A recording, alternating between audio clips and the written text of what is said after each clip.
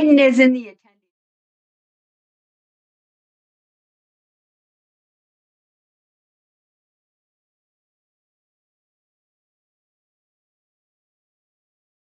So I'll call the April 9th, 2025 Transportation Commission meeting to order. Ariana, if you could please read the instructions. Welcome to our virtual meeting. We're going to cover a few basic items before beginning. If you lose connection at any point during the meeting, you can reconnect by clicking the link or calling the number in your original email. To members and city staff members, if you are able, please activate your video and keep it on for the duration of the meeting. Staff, if you are able, please activate your video when you are speaking. Use the raise hand feature when you'd like to be recognized to speak or ask questions. Staff, click raise hand when you are asked a question. The chair will do their best to call on committee members in the order in which hands are raised. Lowering your hand will take you out of the queue. Members of the public who have registered to speak, the name you entered in Zoom must match the name you entered in registration. You will remain muted until called upon. The clerk will tell you when your time is up. After speaking, a member of the body may ask you a question, and if you need to share documentation with the commission, please send it to the email listed on today's agenda. Chair, the floor is yours. Thanks, Ariana. Say Lynn Olson is a member of TC. If you could put that little underscore in front of her name so she pops up at the top, it makes it easier for me to when I'm double checking how many folks we have for quorum, because I know Bill has to leave at 6:45. So Okay. if you could do that, that would be very helpful. Thank you. And Aiden, would you please call the roll? Sure thing. So Juliana Bennett, MGR Govindarajan, Here. Dina Nina Martinez Rutherford, Present. Barbara Harrington McKinney,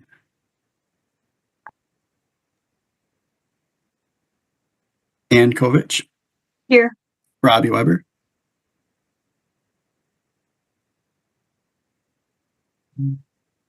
Denise Jess. Audio now unmuted. I'm here. So is my screen reader. Thanks. Did you hear? You got that Robbie's here, didn't you?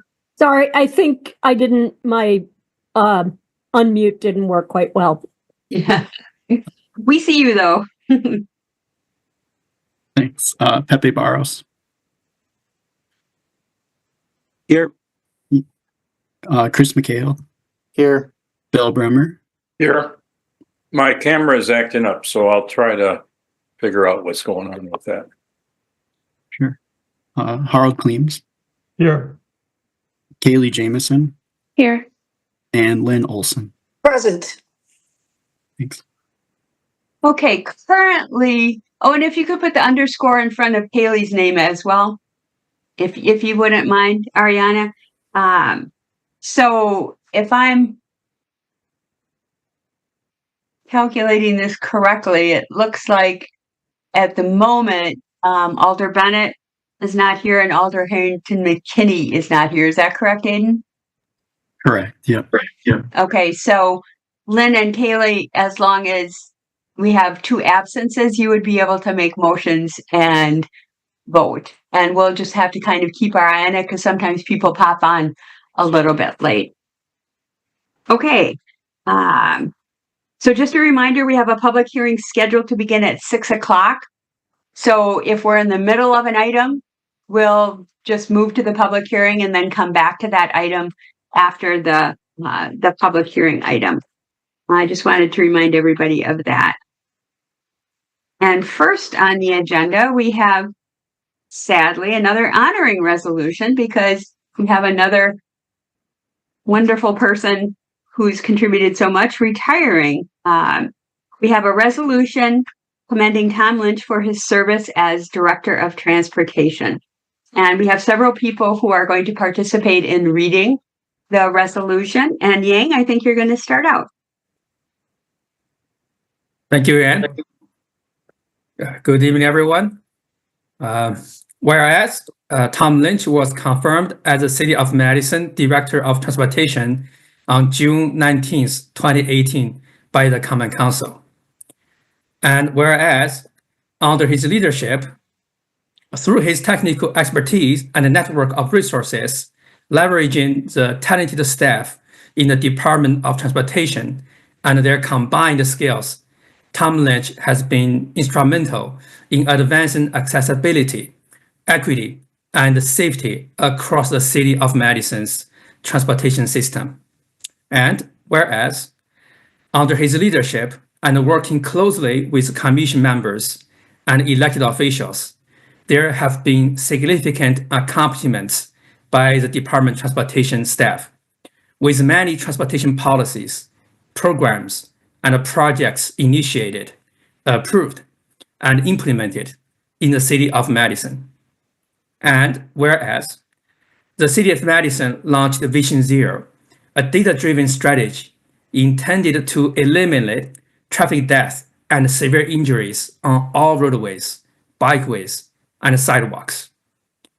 The City of Madison Vision Zero initiative strives to improve safety for everyone moving about the city, whether walking, biking, driving, and riding transit, and to improve the identified high injury locations, all in an effort to prevent fatal crashes and severe injuries.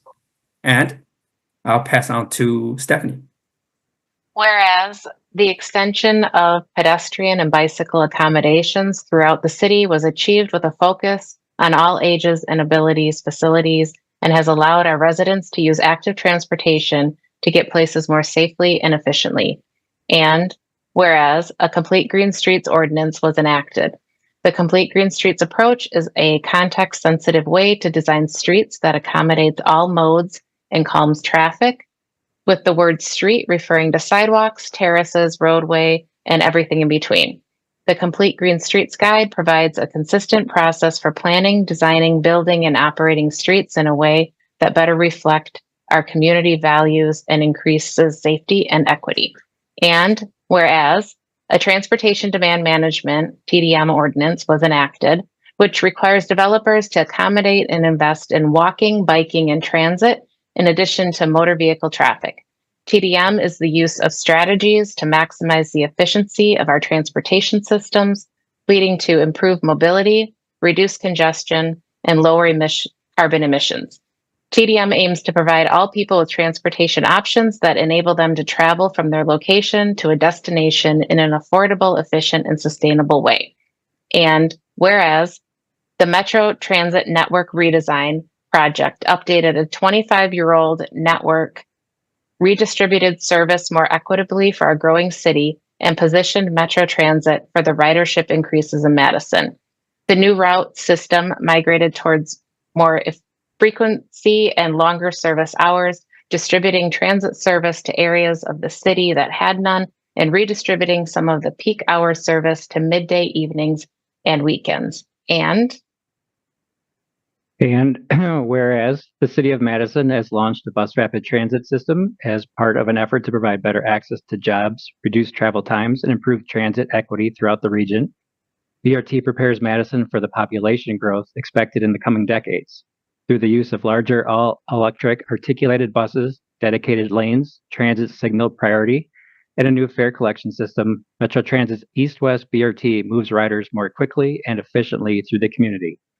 And whereas the Joint Transportation Commission and Transportation Policy and Planning Board subcommittee was formed, and with Department of Transportation staff, the Safe Streets Madison program was created to improve traffic safety in a fair and equitable manner and to improve connectivity by closing gaps in the city's pedestrian and bicycle networks in a fair and equitable manner and to ensure that they are accessible for all ages and abilities. Streets should be safe for people who walk, take transit, bike, and drive. And whereas the parking enforcement officers and the crossing guards were integrated into the Department of Transportation, creating efficiency and synergy.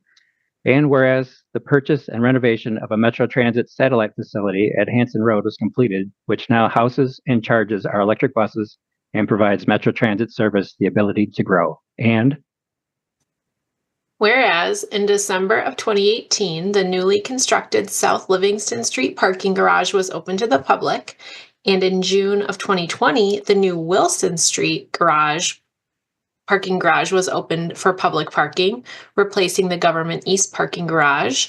And in January of 2025, the reconstruction of the Lake Street ramp State Street campus garage redevelopment was structurally complete, with work yet to be done on private portions of the building, with the parking ramp and bus terminal scheduled to be open in the summer of 2026. And whereas there are several Wisconsin Department of Transportation projects in process, I-39, 90, 94, North Stoughton Road and South Stoughton Road, and Tom Lynch represented the City of Madison's best interests for design, safety, cost sharing, etc. And whereas North-South Bus Rapid Transit is in the project development process and has been recommended for funding by the Federal Transit Administration. North-South BRT will connect key residential and commercial areas, providing rapid transit access to 97,000 people, an additional 78,000 jobs within 1/2 mile of the new stations along the route, and connecting residents and visitors to many other important destinations. North-South BRT will serve about 19,000 car-free households, 6,800 people with disabilities, 33,000 people of color and or of Hispanic Latino origin, and 14,000 lower-income households, 6,800 seniors and older adults, and 10,700 people under the age of 18. And whereas the success of all these initiatives required effective coordination with Madison residents, elected officials, and state agencies, and whereas Tom Lynch plans to retire in April 2025, and whereas Tom Lynch's impact on Madison's transportation system has been transformative, consequential, and will last for decades. And now therefore be it resolved that the Transportation Commission expresses its deep gratitude to Tom Lynch for his excellent leadership and significant contributions as the City of Madison Director of Transportation.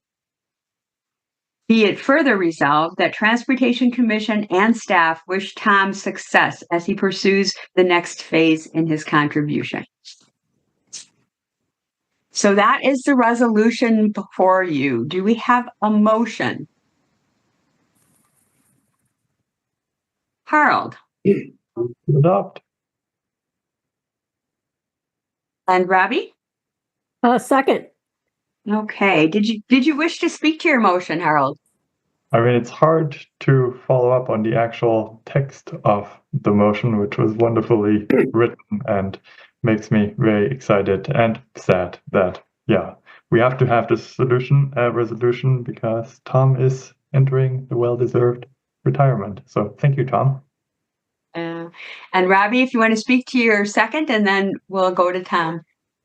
Yeah, actually, I just wanted to say thank you, Tom, for everything you've done, and we are going to miss you at the city very much, but I know that you're going to go on to great adventures, and thank you for everything you've done. I'll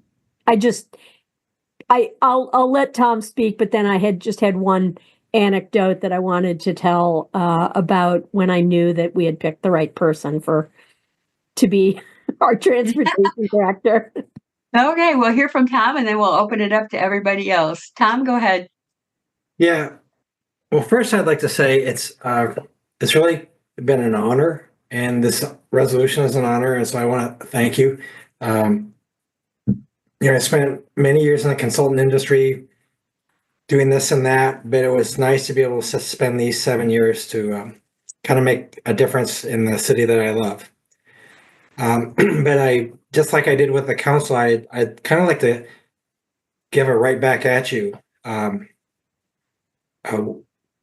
Because of the commission, the work of the commission and the board, and then the commitment of it, we were able to really accomplish a lot.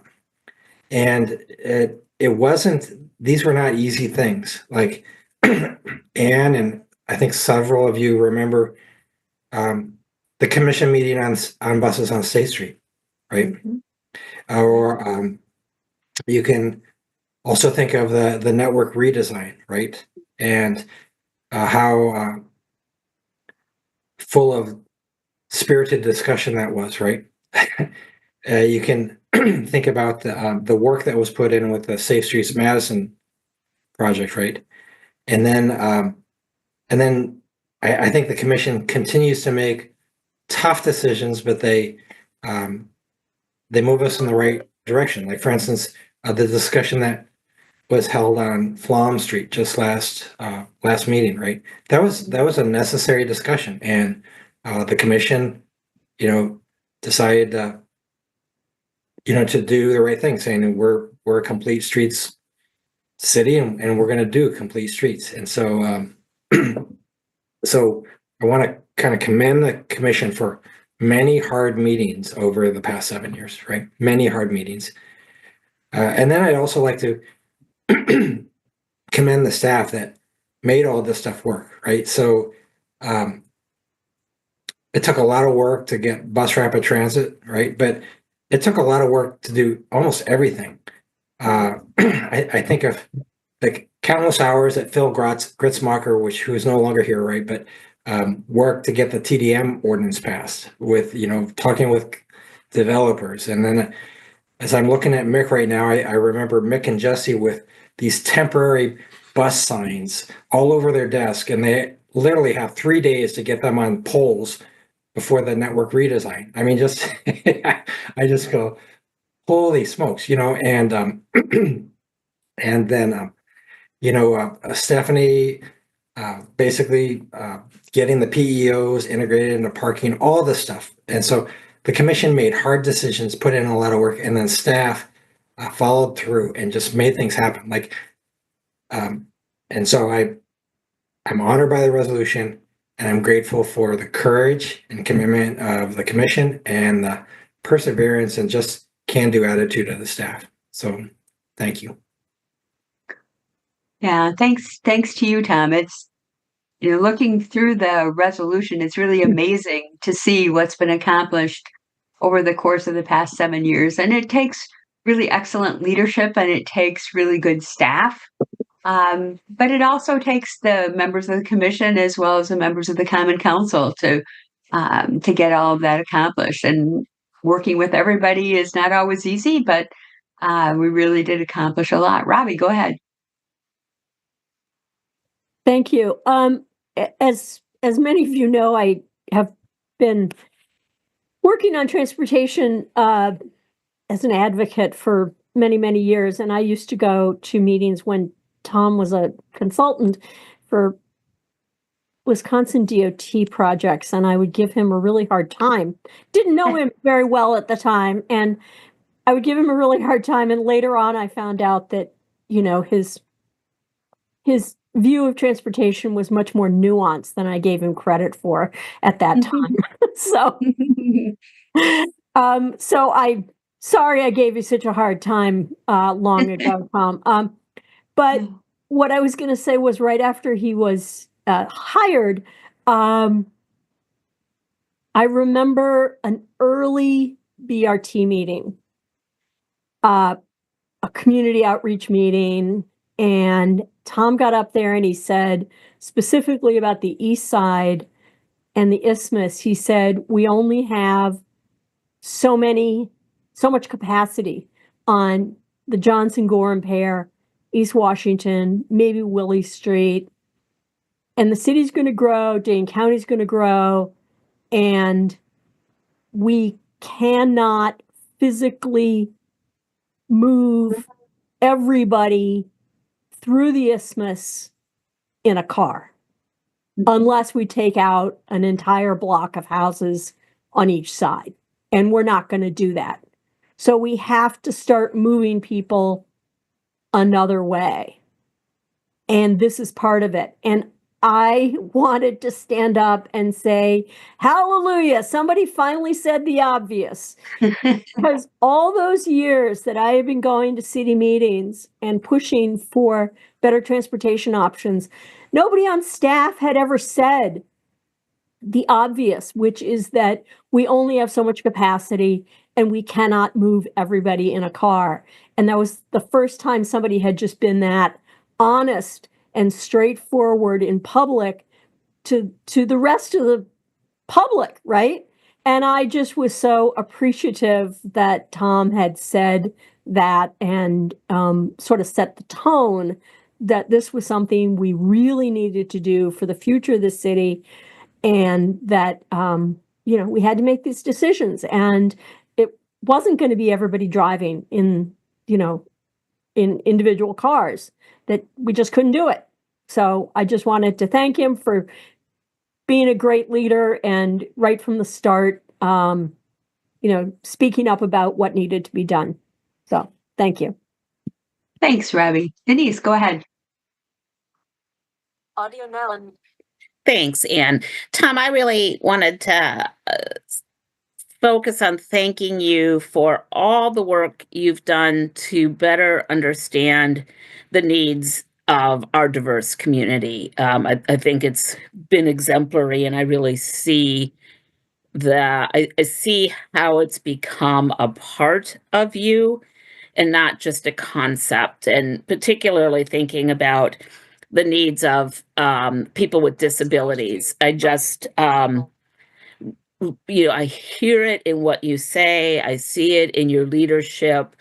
You've really sought to understand and to listen. And there's times when I'm about ready to raise my hand to raise an issue, and you're already on it. Roundabouts are a great example.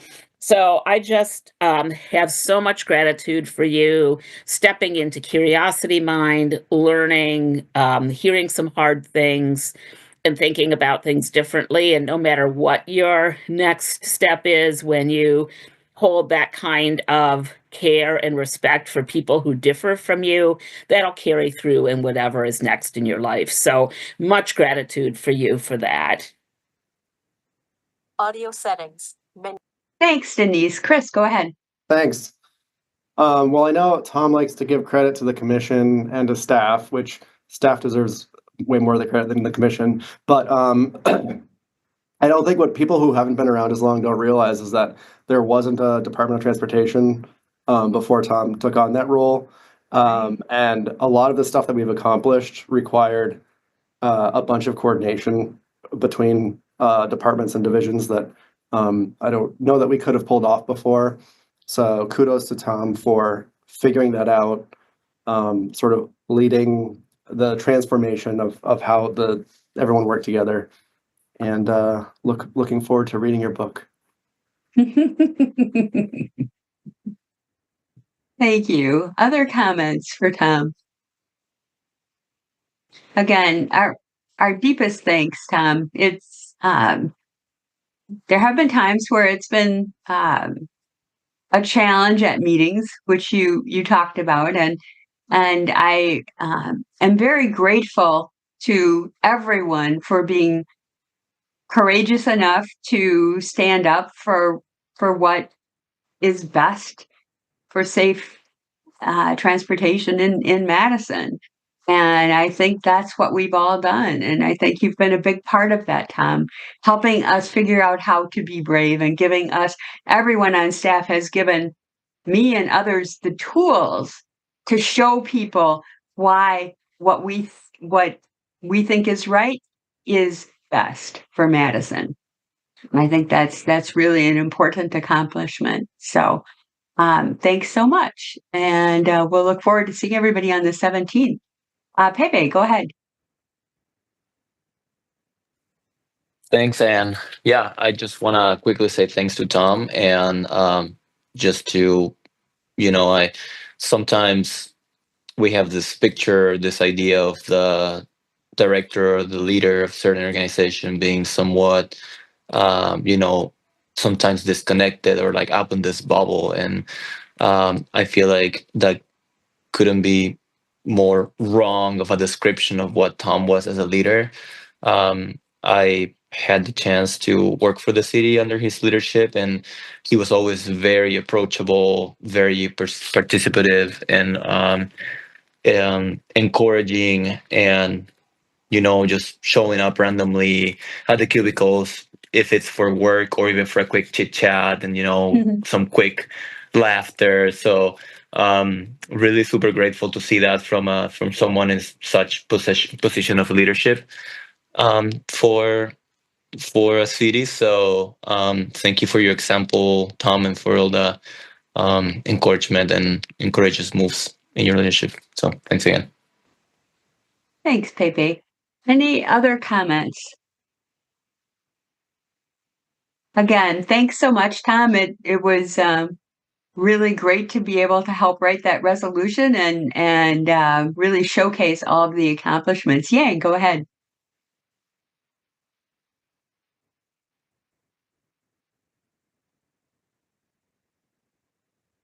Looks like it's taking you a while to get unmuted there. Yeah, sorry about that. Yeah. Yeah. Yeah. Too many windows open on my computer. Yeah.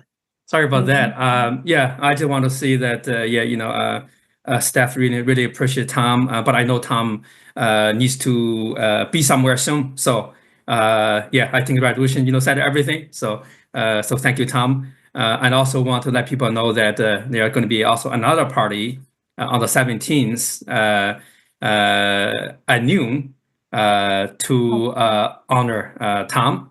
So Okay. that's going to be in the Madison Municipal Building, and we're going to send that out flyer to the commission very soon.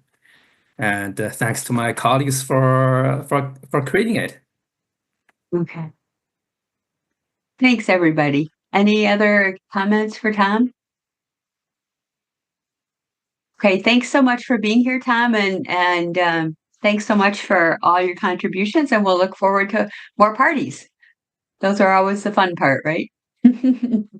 Okay, thanks so much. All right. Next, we have approval of the minutes from the March 19th meeting. Did everybody have a chance to take a look? Oh, Tom, did you want to say something else? I think you have to vote on that. Oh, geez. I just I want got this to be so- official. I You got can't so sign it unless you guys excited. vote on it, and how am I going to get a signed copy unless you guys vote on it? So I just Oh thought, my heavens, oh my heavens. I apologize. I just knew it was a foregone conclusion that we would have a unanimous consent vote in favor, but we should make it official. So I'm assuming a unanimous consent vote. Anybody who wishes to vote no or abstain, please raise your hand. And officially, the motion is carried unanimously. Thanks. So sorry about that, everybody. Okay. Well, now we'll move on to the minutes. Everybody have a chance to take a look at them? If so, could we have a motion? Chris? Yeah, move approval of the minutes. Okay, there's a motion. Ravi? Second. Okay, there's a motion and a second. Any comments about the minutes? Discussion? Chris, did you have something else or no? Okay.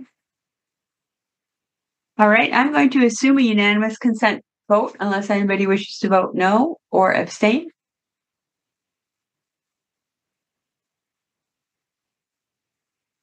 Okay, seeing no hands, the motion is carried. Any public comments this evening, Aiden, for items not on the agenda? We do. We have one. Bonnie Rowe of Somersault Lane neither supports nor opposes and wishes to speak. Okay, and this is under item 2? It is under M2. Yeah, they did send Okay. a public comment in as well. Okay, all right. Go ahead. Good afternoon, Chair and members of the Transportation Commission. Can you hear me okay? Yes, we can. Thank you. Thank you. And thank you for allowing me to share my concerns here tonight, which have to do with bus driver and passenger safety. I read through the description of the Transportation Commission just to make sure before I registered, and it does seem to me that this is a relevant place to bring up these issues. I'm sure you know by now that there have been at least 5 recent driver assaults, and the one that really caught my attention was one that happened on the A line on East Washington near 4th Street on a Sunday evening about 7:55 p.m. because the driver and the passengers and the assailant were trapped in a bus with malfunctioning doors that would not open. The frantic driver had no protection and no one had a way to get off the bus. And these doors have been problematic since these 60-foot electric buses arrived, and it's not the first time an emergency occurred and passengers and the driver were stuck inside needing rescue. The other one that caught my attention was the attack on a bus driver with a bus full of children on their way to school. and it took about 8 minutes for police to respond after the incident.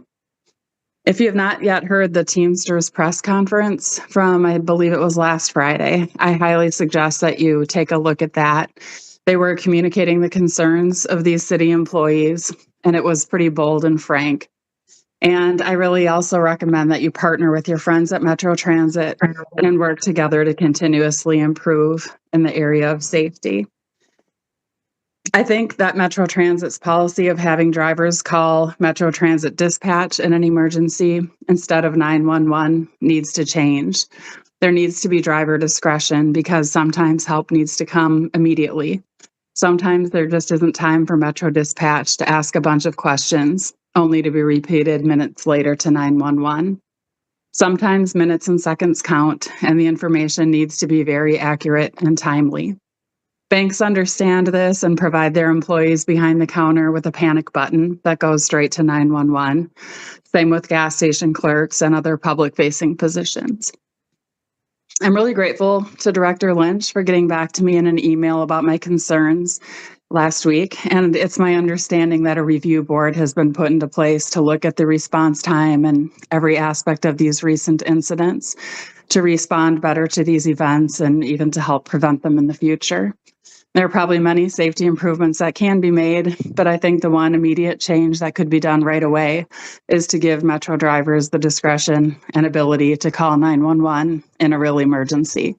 Their lives and the lives of the passengers they carry may depend on it. Thank you for your time. Thank you. Does anyone have a question for the registrant?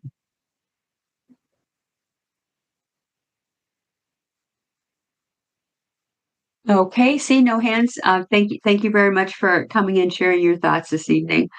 Are there any disclosures or recusals tonight?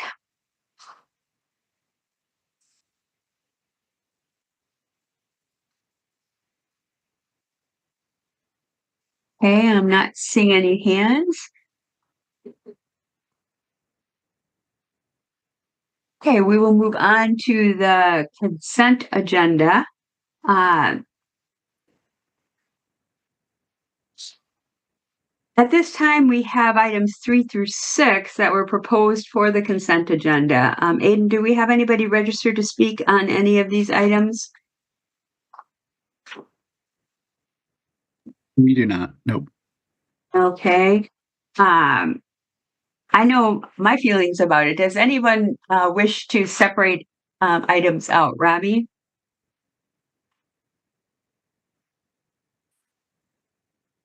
Can't hear you.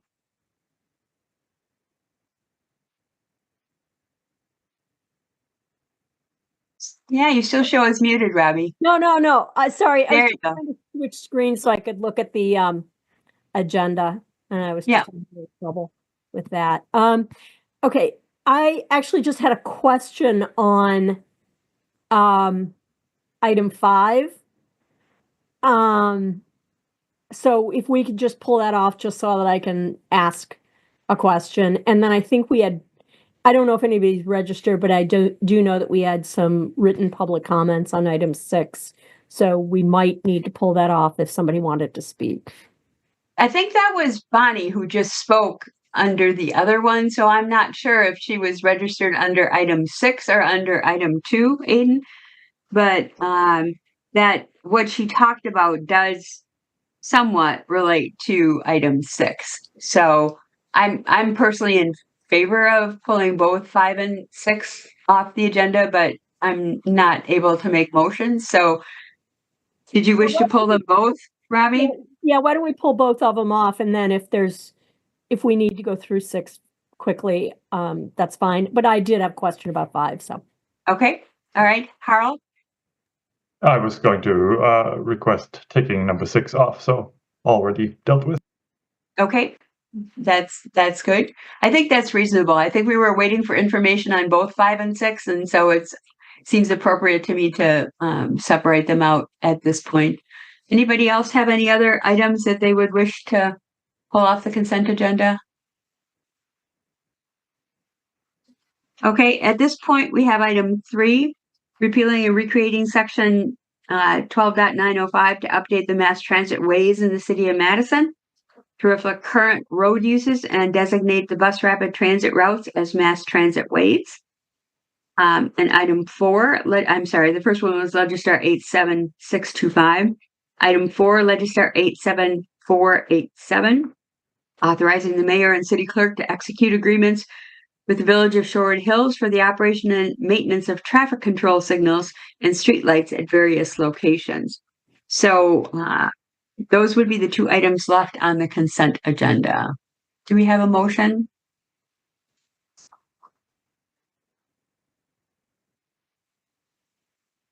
Harold? Move approval of the consent agenda. Alder Martinez Rutherford? Second. Okay, there's a motion and a second. I'm assuming no discussion or it would have been pulled off the consent agenda.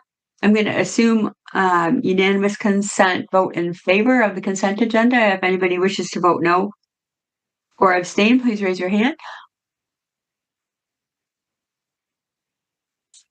Okay, so items 3 and 4 are approved. Now, let's move on to item 5. I checked at 3 minutes before the meeting and I did not, and it was still by title only in Legistar. So, Eric, what is the status of this resolution? Because at this point, I don't think we have. I didn't see anything actually before us. Eric? Yeah. So we have, and that's, my apologies for that. The reason for this resolution is we have a number of authorizations for Metro to provide, bulk bus pass agreements. We have some for certain nonprofit organizations, some for larger employers, some for schools. One that is a blanket for organizations below a certain size. And I've been at the city now for just under 2 years. Just about every time we enter into one of these new agreements, I have to look at the resolution and see if we're authorized to enter into such an agreement. This came up recently with Meritor. Meritor hospital staff they've been an organizational purchaser of bus passes for a long time through the city. I think this goes back to the time when the mayor was an alder. Mick probably could give some of that history better than I could. But almost every time we're doing one of these agreements, we're spending a lot of staff time and energy locating the appropriate resolution and then seeing if it still applies or if we need to write a new one. And this sort of purchase, it doesn't really make sense that we should be spending staff time and city council time for what's really just the regular ordinary business of Metro under section 4.26 of the Madison ordinances. These are not contracts that we need to include a lot of the normal language that we include in contracts for when the city's purchasing, because we're selling a good here and we're selling it to the public. And so what this would do is this would give us basically a blanket authorization to offer these bus passes. Now, going to the specific one with Meritor, that one is both out of date and it also would require us to sell bus passes at $1.35 per bus pass to the organization. So the amount is also out of date. We now sell these organizational passes at $1.40 a ride. So the thought is that we would like to get basically a blanket authorization to offer these passes. There are a few legal contours that we have to be aware of, things like agency fares for certain social service agencies, where we have to sort of make sure that they're not double dipping with federal funds. So they might pay a higher rate, but otherwise we would be able to keep these at a uniform rate as opposed to piecemeal. Oh, hey, the resolution for this says $1.35, so we're going to keep it at $1.35 for that organization. That's hardly fair.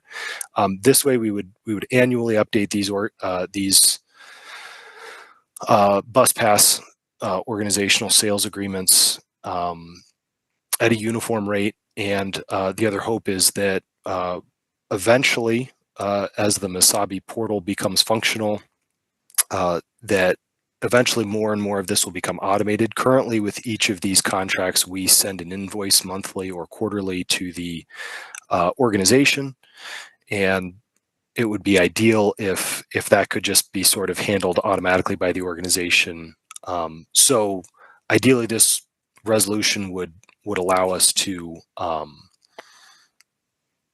change over to that operation once that becomes feasible in the coming years. So if there are any recommendations that the Transportation Commission has in terms of the rate or any restrictions that the Transportation Commission would want to put on this, we'd be open to hearing that. That's kind of the idea behind this. Robbie, go ahead. Yeah, I think that my concern, the reason I wanted to pull it off, is that the only time I have ever seen by title only is when something is being introduced at the council that is going to be referred to different committees and then come back to the council to be voted on. I just don't see that it's soup yet for us to vote on this. So maybe we need to just put it off until we actually know what it's. I mean, you're asking for feedback, but we have nothing to do feedback on. So I think that maybe we should, refer it to our next meeting so that we can actually give you something. I mean, have something to give you feedback on. I really have no problem with you having, or Metro having, blanket authorizations. I'm just worried about sort of the process because I've never seen it by title only appear at a committee meeting. Yeah, Robbie, I'm in agreement with you that I'm uncomfortable voting on something when I haven't seen the language in what we're being asked to recommend. Is there, Mick, is there any Erica, is there any issue if we refer this to the April 23rd meeting? No, I think tabling it until then would be a reasonable step. Robbie, you want to make a motion to that? Yeah, I'll just move that we refer it to our next meeting. Does Metro feel that they will have something for us at our next meeting? Yeah. Great, fantastic. Then I'll just ask that it be referred to the next meeting. Okay, Alder Govindarajan? I'll second that motion. Okay, there's a motion and a second. Did you wish to speak any further to that motion, Robbie? No, thank you. Okay, thanks. Discussion.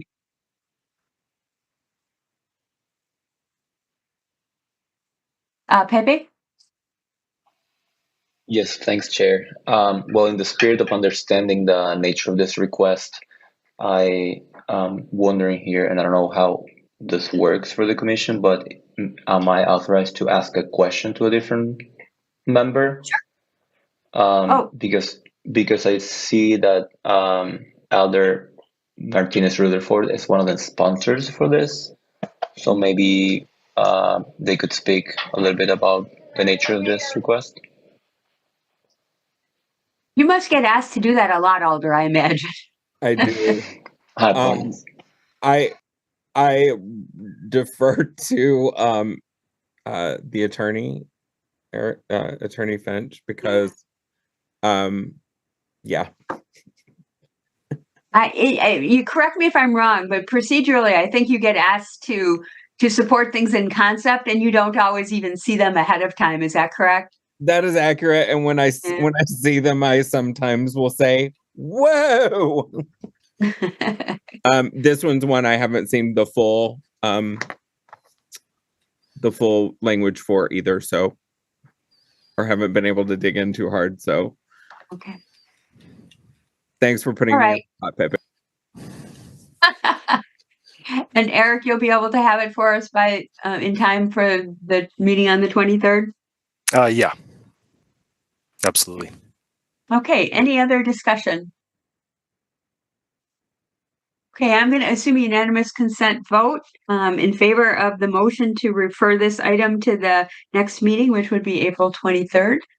If anybody wishes to vote no or abstain, please raise your hand. Okay, the motion is carried. Item 6, the clean copy was in Legistar, but I happen to know a little bit more about it because I was privy to some emails. But Eric, did you want to talk about what is actually proposed to be changed in the policy and see if people are comfortable working with your verbal description of what's being changed? Yeah, and my apologies if I thought I had gotten a red line over on this. In fact, let me see if I can pull it up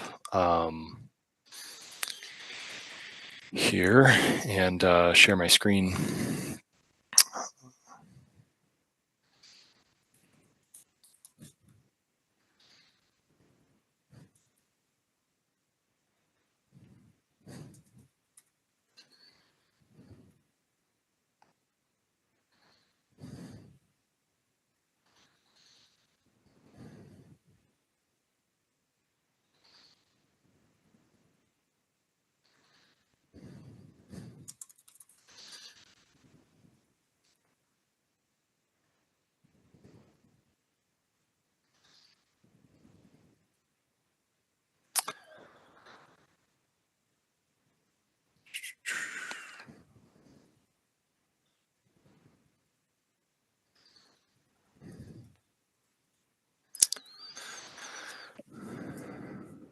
You able to find it, Eric? Oh, yeah. I pulled it up, but it's not the red line version. Here we go.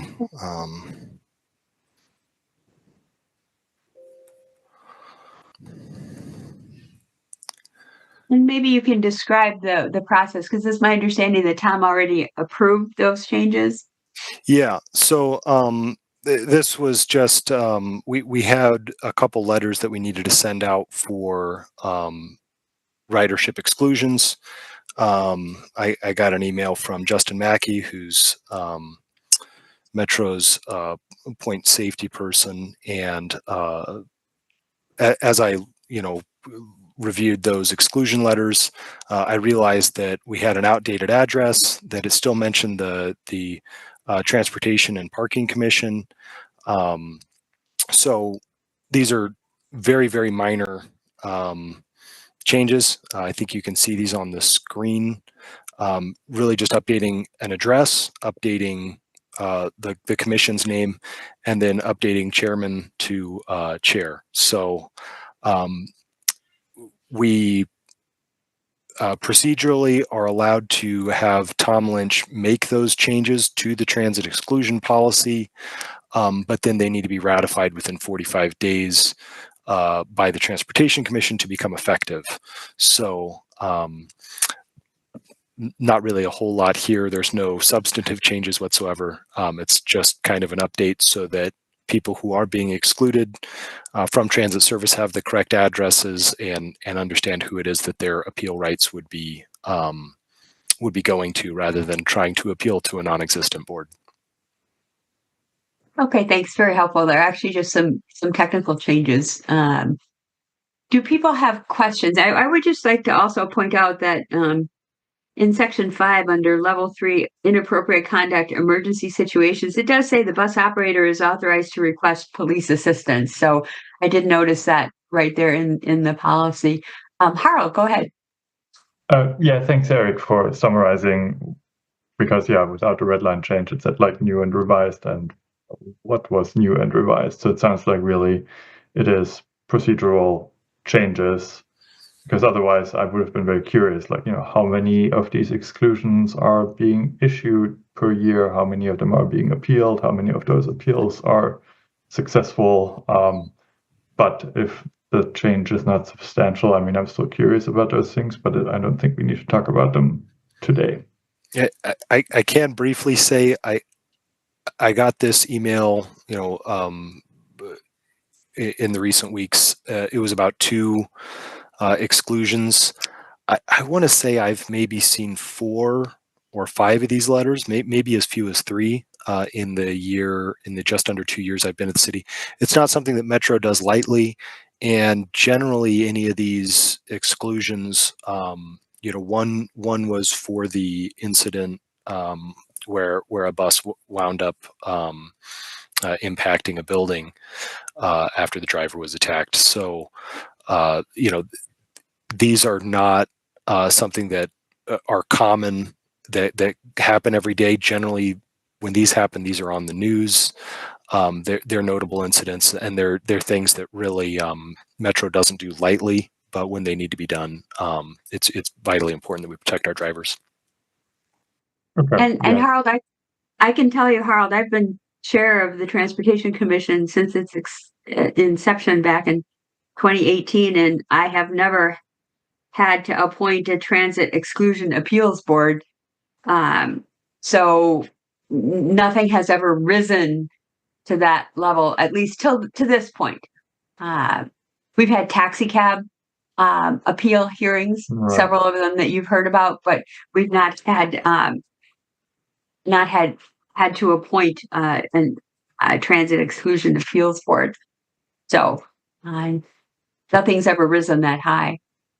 Okay, thank you. That's helpful then. And yeah, I mean, if you read the language, there's many things that could lead to an exclusion, but it sounds like in practice, only a small subset of what is being described in the guidelines is being used to actually exclude people, which I think speaks to the overall safety of the system and the appropriateness. I mean, it's a pretty drastic measure to exclude somebody from public transit who may rely on it. So thanks. That answers all my questions.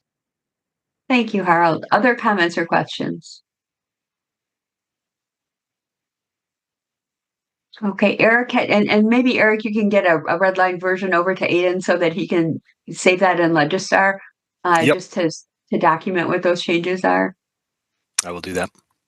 Okay. Do we have a motion to approve those procedural technical changes?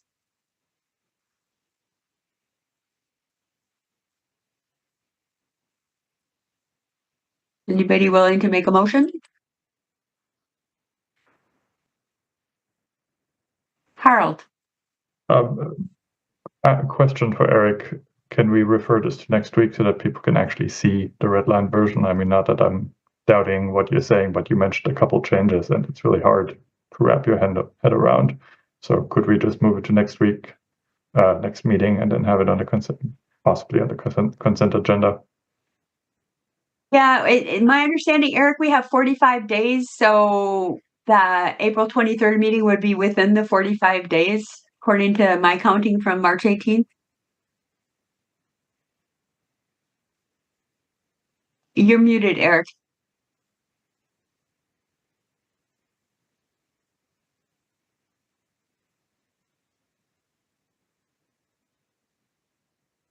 Any issues with us referring it, Eric?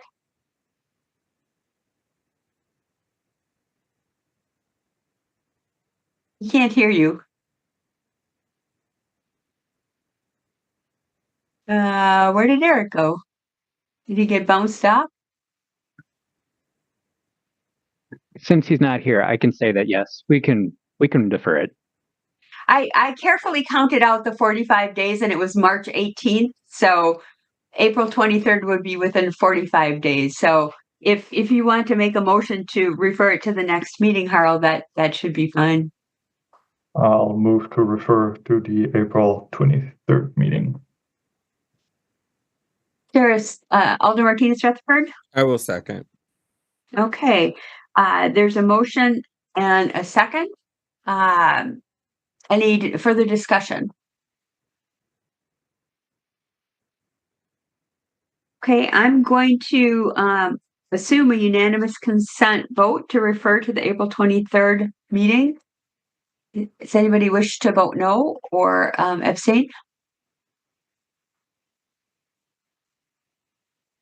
Okay, the motion is carried. So we'll see both of those back again and likely on the consent agenda. Once you've had an opportunity to review them, we can certainly pull them off the consent agenda next time as well. Okay. Thanks, everybody. So next we have item 7, which is amending section 108 and 1109 to provide Metro staff the authority to issue citations for non-payment of bus fare. Mick, are you going to do this, or Eric? Eric, if he can. Eric, are you there? Says he's connecting to audio.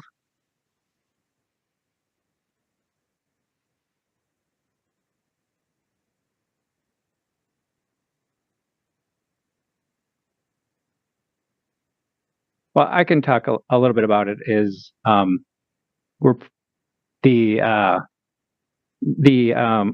ordinance that was included in Legistar is something that's already been on the books, and we are just updating it with a few things. There's a few main points that have been updated in it. Is that it lowers the minimum fine for a non-payment of fare, and that it allows Metro supervisors and staff to enforce fare payment. It also allows for a better way for something like this to happen without involving the police. And then it will allow us to put some signs inside the bus that say failure to pay your fare will result in a fine. And so basically this is just updating the ordinance. We don't have a program or anything in place right now to actually implement it. So we would have to really look into that, but this ordinance would allow us to do it. So that's just setting the framework for it. We don't have a plan in place at the moment to move forward with it.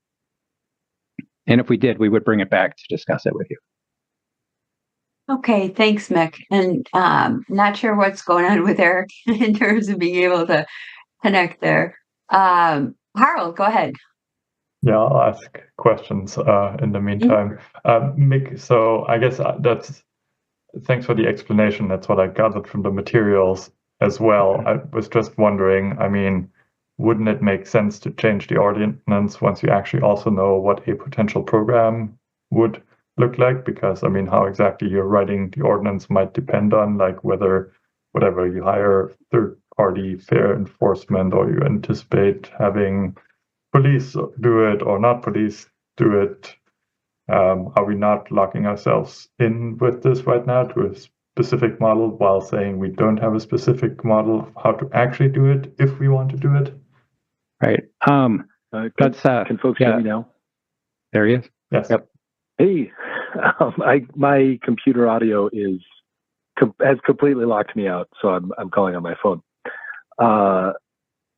Sorry, I've been slightly distracted trying to get audio working. Harold,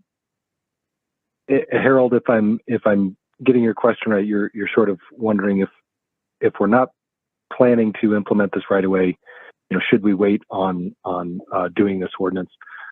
I think when Mick and I had talked about this, I was going to do a little walkthrough of the text of the ordinance. So what I can do is I can share my screen real quick and do that, which maybe will be the best way to answer some questions on this. Can folks see my screen? Yes. With the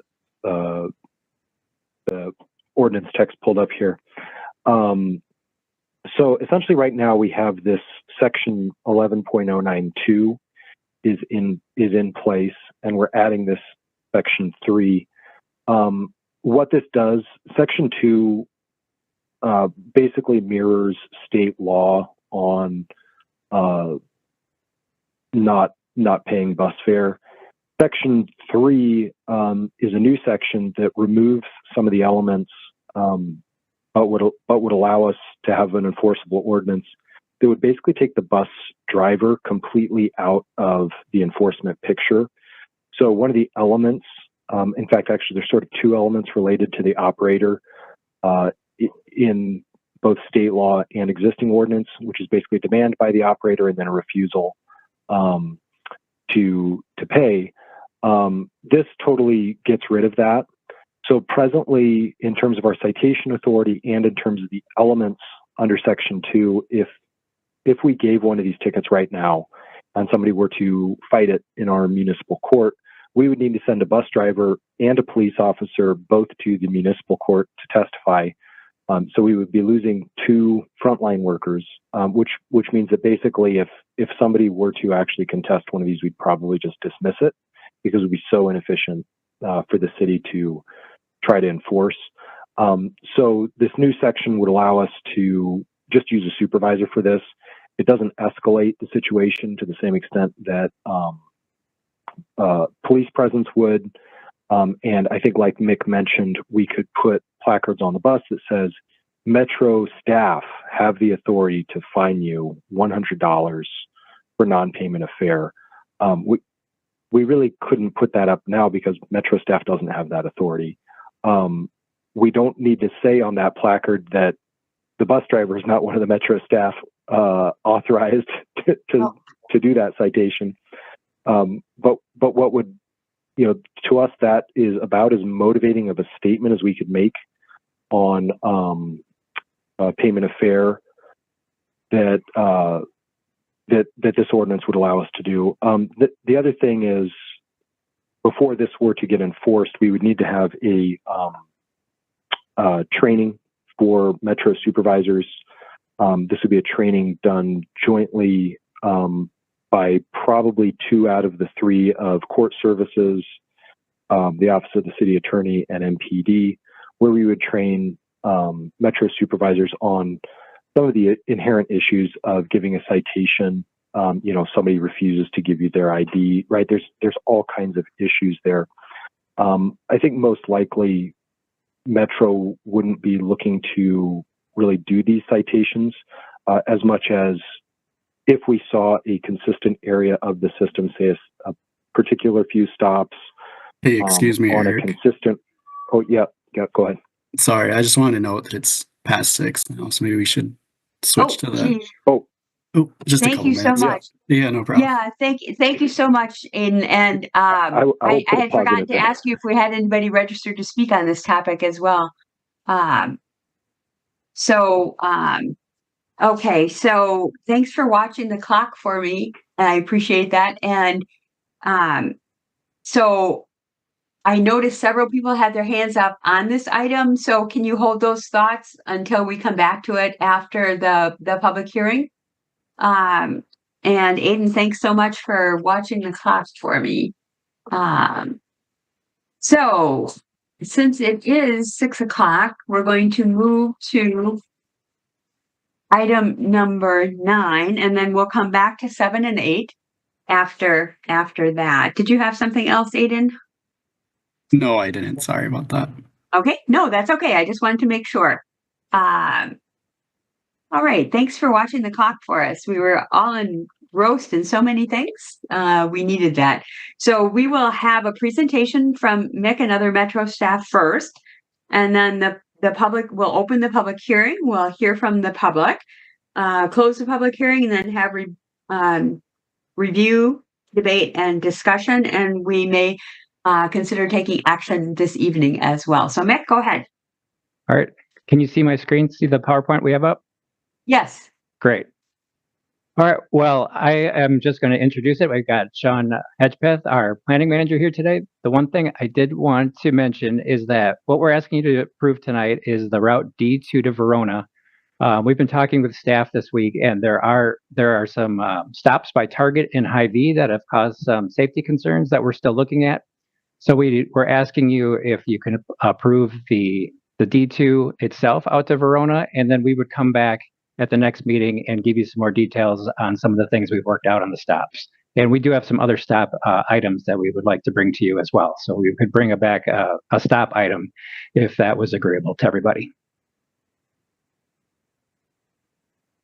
And with that, I can turn it over to Sean.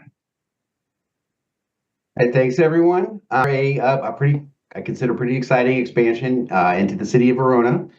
So this was initiated by the city of Verona itself. They've been asking for all-day service for many years. It's kind of riding some of an interesting routing we had to do with the D2 as part of the redesign. It goes south to go north on Maple Grove Road, and part of that was trying to find a suitable end of the line where there's a bathroom. So right now, the D2 does end in the city of Madison at Maple Grove McKee. This would extend it all day to Verona. Verona does have Route 75 and Route 55 that are paid for by Epic, but this would be an all-day service. So we would extend it out and slightly change the routing, which we'll show you in the map coming up soon. It would keep the same schedule, pretty much the same, the same frequency that Route D2 has right now, which is every 30 minutes on weekdays, and then nights and weekends. This particular branch is every hour. And it goes all the way from the airport down to Epic. And then, so this is the routing here. So the dark blue is what we do right now. It's like I'm saying, it kind of goes south to go north, and then it goes down Nesbitt Road. And right now, as Mick said, we're looking at doing something at serving part of that, the Fitch-Verona area there. And there are a couple of comments, and I've read all of them about that area too. We're looking into that as well. So yeah, basically it straightens out D2, and it makes it follow certain portions of Route 75, and so there'll be combined frequency for folks. And so this, I see this filling up with folks that are headed to Verona in the morning, which is usually, not going downtown is a pretty empty bus, so we have the capacity to do this. It'll be on top of some of the existing service, besides of some small cuts to Route 75 we're doing to try to keep the same amount of pullouts that we have for buses right now. So some of the trips we kind of, here he is. We've highlighted some of these trips here too. We are continuing to, we don't have a D2 draft schedule out right now, but once we come back, we'll have some more answers for what the D2 schedule would look like. But basically, so during these times, these trips are replaced, especially from, you see that 5 to 7. Those are all covered and then some with D2 trips. There are a handful of trips that right now go to Fish Hatchery and Caddis that would get a little bit less service. And in most cases, the wait's around 10 minutes for an existing bus. And we did look at the ridership. It has kind of struggled to pick up ridership. It is a new route that we launched. We launched this bus in March of 2024. So we kind of had enough time to look at it. It's been a little bit slow to generate the kind of ridership we'd like. So we worked with Epic to talk about, telling them they're getting a lot of new D2 service to reduce some of that Route 75 service and to have kind of a minor impact for that. Another great story is we have only commuter routes right now to Verona, so it does not have any complimentary paratransit. Now that we have an all-day route going there proposed, it would have paratransit in the city of Verona, which is it's a pretty big deal, and I think it would be a pretty popular option that currently Verona does not have. So yeah, as I was mentioning, so Verona, they've reached out and they've been trying to do this for a long time. We've been working closely with them, and they've generously provided some funding. We will be actually increasing some of our capacity with a few new drivers and things to help fund this service. But Verona is graciously partnered with us, which is great. And if I could just add a little bit to it, it's Sean mentioned Epic, but the service contract is with Verona. Epic worked with Verona, but the service contract is with Verona. Okay, thanks. There you go. So we will hear from the public first, and then, so I will open the public hearing. And who do we have registered to speak, Aiden? So first we have May Meshkinyar of East Washington Avenue supports and wishes to speak, but I'm not sure if Ariana, maybe if you could confirm. I don't think I see them in the registry. I don't either. Someone has Okay. their hand up, but I don't see that being the name of May.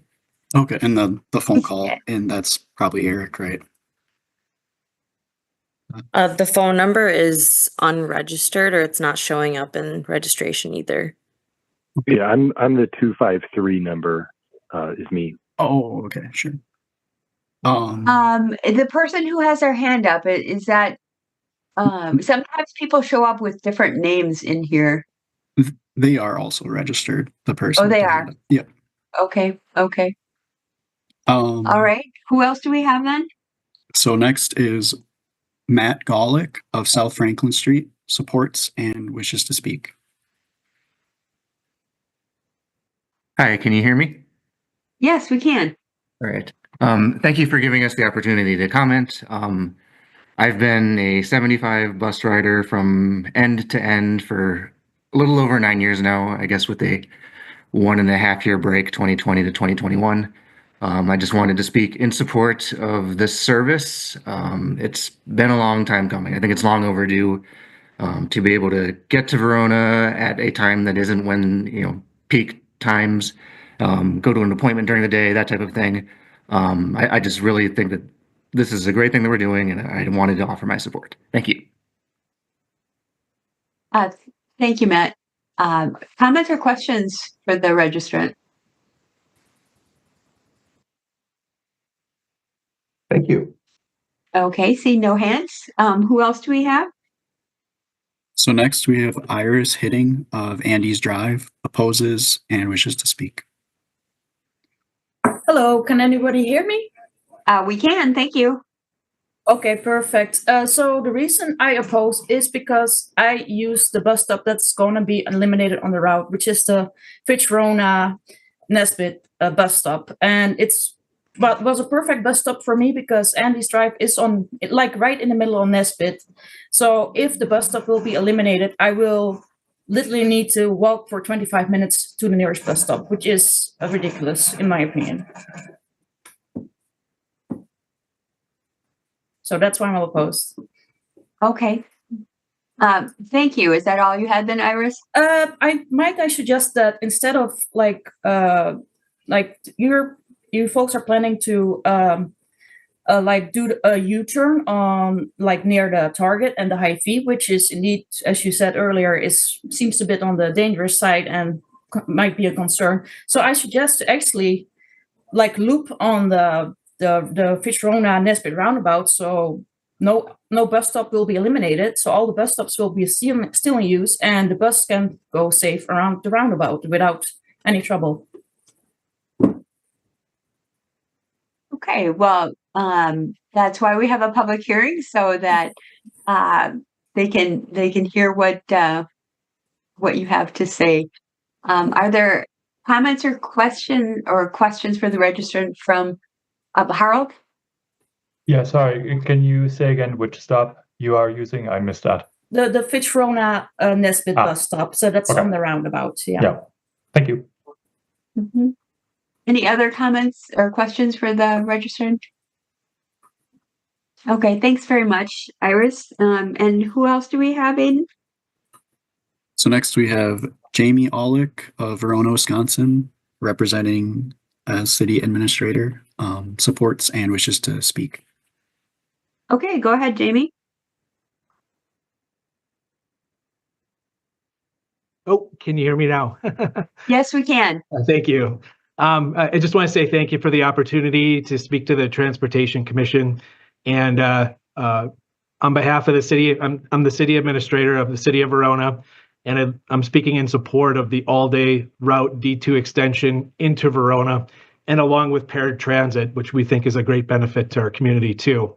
I want to say though too, I'm glad that Madison Metro staff is looking at things like the Fitch-Verona Nesbit stop and trying to see what they can do with that. I can definitely empathize with people like Iris who just spoke. Again, I proudly serve as the city administrator of Verona. We're one of the fastest growing communities and most vibrant, I would say too, got to brag a little bit, communities in Wisconsin. And our story is the same as many communities in the region. We're experiencing rapid growth in both population and density. With that growth, one topic that comes up almost every day in my job is traffic. I've spoken with longtime residents who remember when the most regulation on our streets that we had was a one four-way stop in the middle of the city. And that's certainly changed over time, of course. We recognize that traffic is a challenge, and we're always looking for ways to ease congestion and offer better mobility options. Generally speaking, every person who is on a bus is a personal vehicle off the road. And I don't know if you've seen rush hour mornings and evenings in Verona, it gets really backed up. Over the past year, we've been working closely with Madison Metro staff, particularly with Justin, who I gotta say I'll miss, and also Mick and Sean and their excellent team. They've provided an early and thoughtful estimate of what all-day bus service would cost Verona, which allowed us to plan ahead. And in response to that lead time, Mayor Luke Diaz, the Verona Common Council, they put away funding for additional Madison Metro bus service and made it a priority in our 2025 budget. And needless to say, we're here. So on behalf of the city of Verona and the many people who live, work, and visit our community, I strongly support the all-day Route 2 extension into Verona, to and through Verona, and along with paratransit. This will help ensure that everyone who wants to use the system can. That's very important to us. Given our continued growth, which may or may not be influenced by a certain software company on the west side of town, I have a feeling this won't be the last time you hear from us for added bus service. That said, we're very proud of the partnership we have with Madison Metro and look forward to continuing our collaboration as we work to build a more connected and accessible region. And that's all I got, Madam Chair. I'm off to get tased, believe it or not. I have to go to Citizens Academy at the Verona PD, so it's my night to get tased. That's all I got. Thank you so much for your consideration. Thanks so much, Jamie. That doesn't sound like fun. Anybody have any questions for him before he heads off? Okay, thanks so much for coming. Who else do we have, Aiden? We had one more person registered as available for questions. Jason Jewell, West Main Street supports. And then the rest are all registered as not wishing to speak. Okay, anybody have any questions for Jason?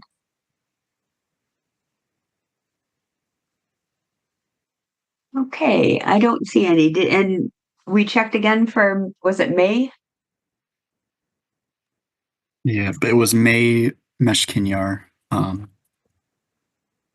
I don't believe see it. Yeah. And Ariana, you don't see anybody either? I do not. Okay. I hate to leave anybody out. Did you have a question before we go back to, I haven't closed the public hearing yet, Harold. Did you have a question for one of the registrants? Well, should we try the phone number and see who that is? Do we know, Ariana, who that phone number is? The phone number is not registered. If you allow them to talk, can we find out who that is? Sure.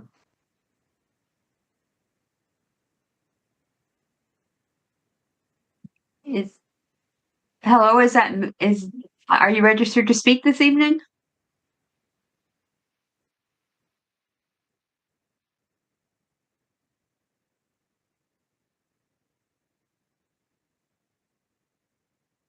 Okay, we're not hearing anything. Is that correct, Ariana? Yeah, I don't see them unmuting.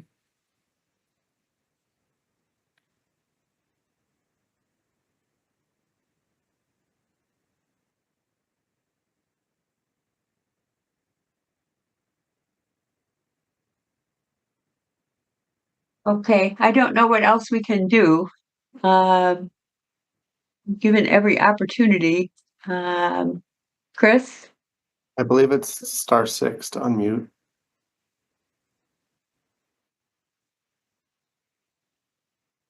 Did you try *6 to unmute?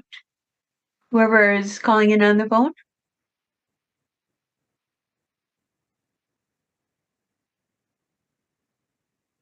Alder Martinez Rutherford? I was just gonna say, I'm wondering if that's Eric. Oh, Eric, you said your phone number is different from that. I thought Eric's phone, and I think Eric left, didn't he? No, Did he leave? I'm the 253 number. Can you hear me? I'm the Yeah, we can hear you. Okay, yeah.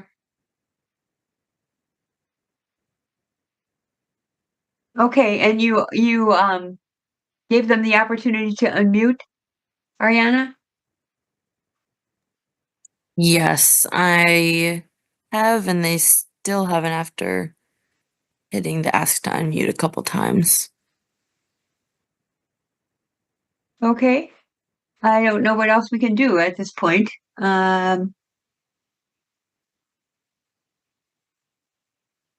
Okay, so as a result, I'm going to close the public hearing. And thanks everybody for coming and sharing your thoughts with us. So now we'll open it up for questions, comments from the commission and the other alders who are here. Bill, go ahead. Thanks, Ann. I think Mick said, or it was early in the discussion, that next meeting you'll have bus stop locations narrowed down a little bit tighter than we currently have.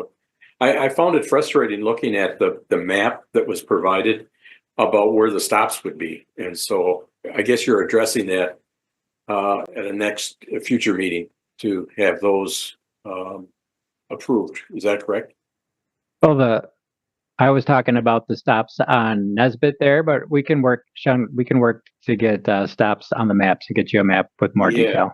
Yeah, I just found the maps that were in for this hearing did not have any, just referencing Quick Trips doesn't do me very good, you know. Okay. So. Okay. Because we had some other bus stops on the agenda, preliminarily on the agenda for the next meeting anyway. So can we just expand it to see all of the bus stops on? Yeah. This. I would like to see that. Okay. Thanks. Just in general, it follows kind of existing bus stops that the 75 already has. But yeah, we can come back. We can get that on the map. Okay. No problem. Okay. Harl? Thank you. Yeah, super exciting. Get all-day service to Verona, long overdue. Couple detail questions. So if I am hearing you right regarding the Nesbit route, you're considering to still have service on that stretch? Well, go ahead, Sean. Oh yeah, it's something we're still looking into right now. So I read every feedback notice. I did run the numbers. And so that stop, it used to be around 4 a day and it's getting closer to 6 a day recently. But then if you look at all the different areas of Maple Grove, where originally we looked at running the straight through, but then I looked at the ridership at Maple Grove right now, and it's 84 a day. That's just weekdays. So it's just it's another one of those classic trade-offs of it's a lot of out of direction travel for the folks over there, but that's something we have to look into as well as how long that takes. But that is a lot of out of direction travel for folks. But that like Mick was saying, that's something we're looking into now. But yeah, I read every comment and I'm constantly looking at this data. And you know, I can't really make any promises, but that's something we can look into. Okay. Yeah, no, I get that it's a difficult trade-off where, I mean, there's also the terrain there where you have like the steep slope. So walking up to the target comes with challenges. There's, I think, missing sidewalks along Nesbit, if I'm not mistaken, at least for parts of it. So yeah, it's tricky. And thanks for mentioning the boarding numbers. I was would have asked otherwise. And then just the other question, I guess this is going to be a pretty long route going all the way from the airport to Verona. Any concerns with reliability? I mean, a lot can happen when you travel that far. That's another one of the reasons we're a little bit worried about adding on running time. It is a longer route. It is offset with the regular D route. And so, yeah, it's a longer route that needs a little bit of extra time. It already has quite an extensive break at the airport. Many trips will still have a very long break there, so there'll be a chance kind of to catch up. And we're looking at running times and kind of moving some resources around to make sure it has enough resources to make its frequencies. Thank you. That's all I have. Thanks, Carl. Denise, go ahead. Audio now. Yeah, thanks, Ann. A clarification question on the paratransit. I noted a public comment from the folks who have an arts center in Verona hoping for paratransit into the evening to accommodate people coming to class or going to performances. So can you remind me of the paratransit rules? When would paratransit be operable in on this D2 route? Only when the route is running or into the evening? Yeah, that would be my question. And yeah, we'll start there. Yeah, it's when the route is running. So it would. How late does this go again, Sean? Around 11 o'clock at night. And the first trip is going to be about 5:30ish in the morning. So this, the D is a core route. It has as good a span of almost any route we have. Great. Thanks, Sean. Thank Mick. So it sounds like this would take care of the concern from the folks at the Art Center that people would be able to attend evening performances and events. So thanks. I appreciate that. Thanks, Denise. Pepe, go ahead. Thanks, Chair. I have a question that it might be more on the bigger picture side of things, and I'm wondering about, the symbolic meaning of this extension as it can, lead into other potential future partnerships or, other extensions, etc. And I'm kind of thinking about what Jamie from the city of Verona was talking about. And I guess my question is, are there other extensions in the radar? How does this play, or what kind of role does this play in the longer term? And what are you guys thinking about the other potential expansions that this kind of open the door for or to? We are definitely looking to extend to other communities and be a truly regional transit system. So it's we'll get this one going, and then we'll continue our talks. I know we've been looking at some of the other neighboring communities. I know we've talked to McFarland a couple times. We haven't talked to them recently, but we have chatted with them.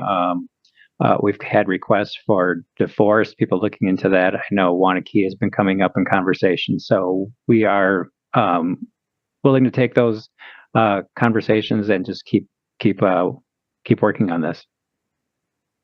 Awesome. Yeah, there's nothing certain, but what we have been talking with the city of Verona about, possibly expanding coverage there in the future. And Epic keeps expanding as well, and so that's something I want to do after this D2 goes through, if it is indeed voted through.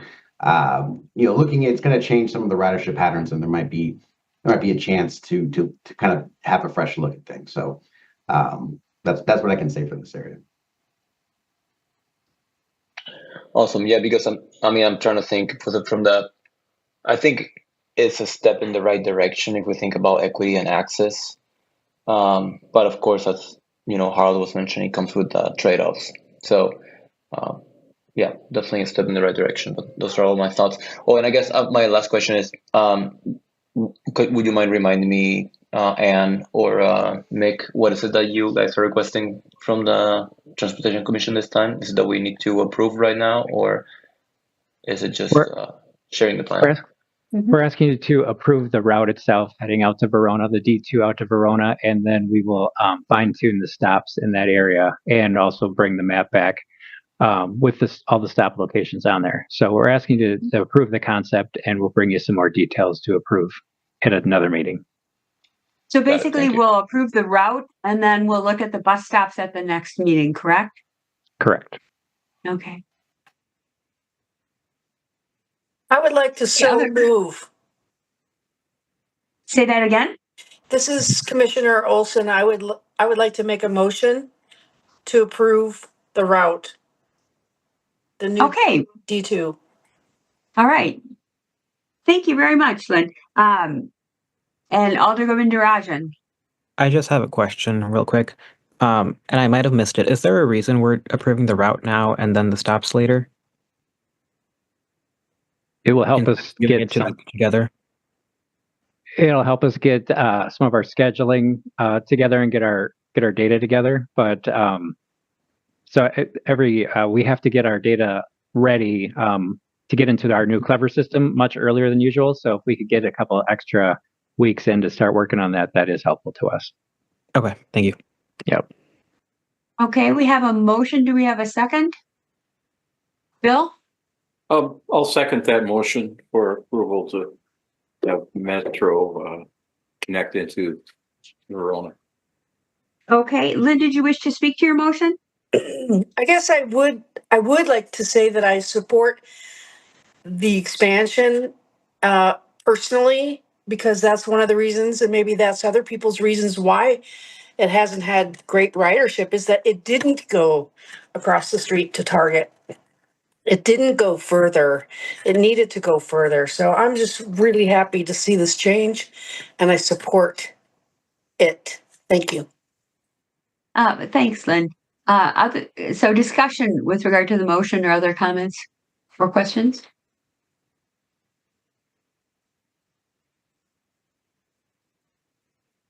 Okay, I'm seeing no hands. I'm going to assume a unanimous consent vote, and the motion is to approve the Route D2 to Verona. Understanding that the bus stops will come back at the next meeting. Going to assume a unanimous consent vote unless anybody wishes to vote no or abstain or wishes a roll call vote.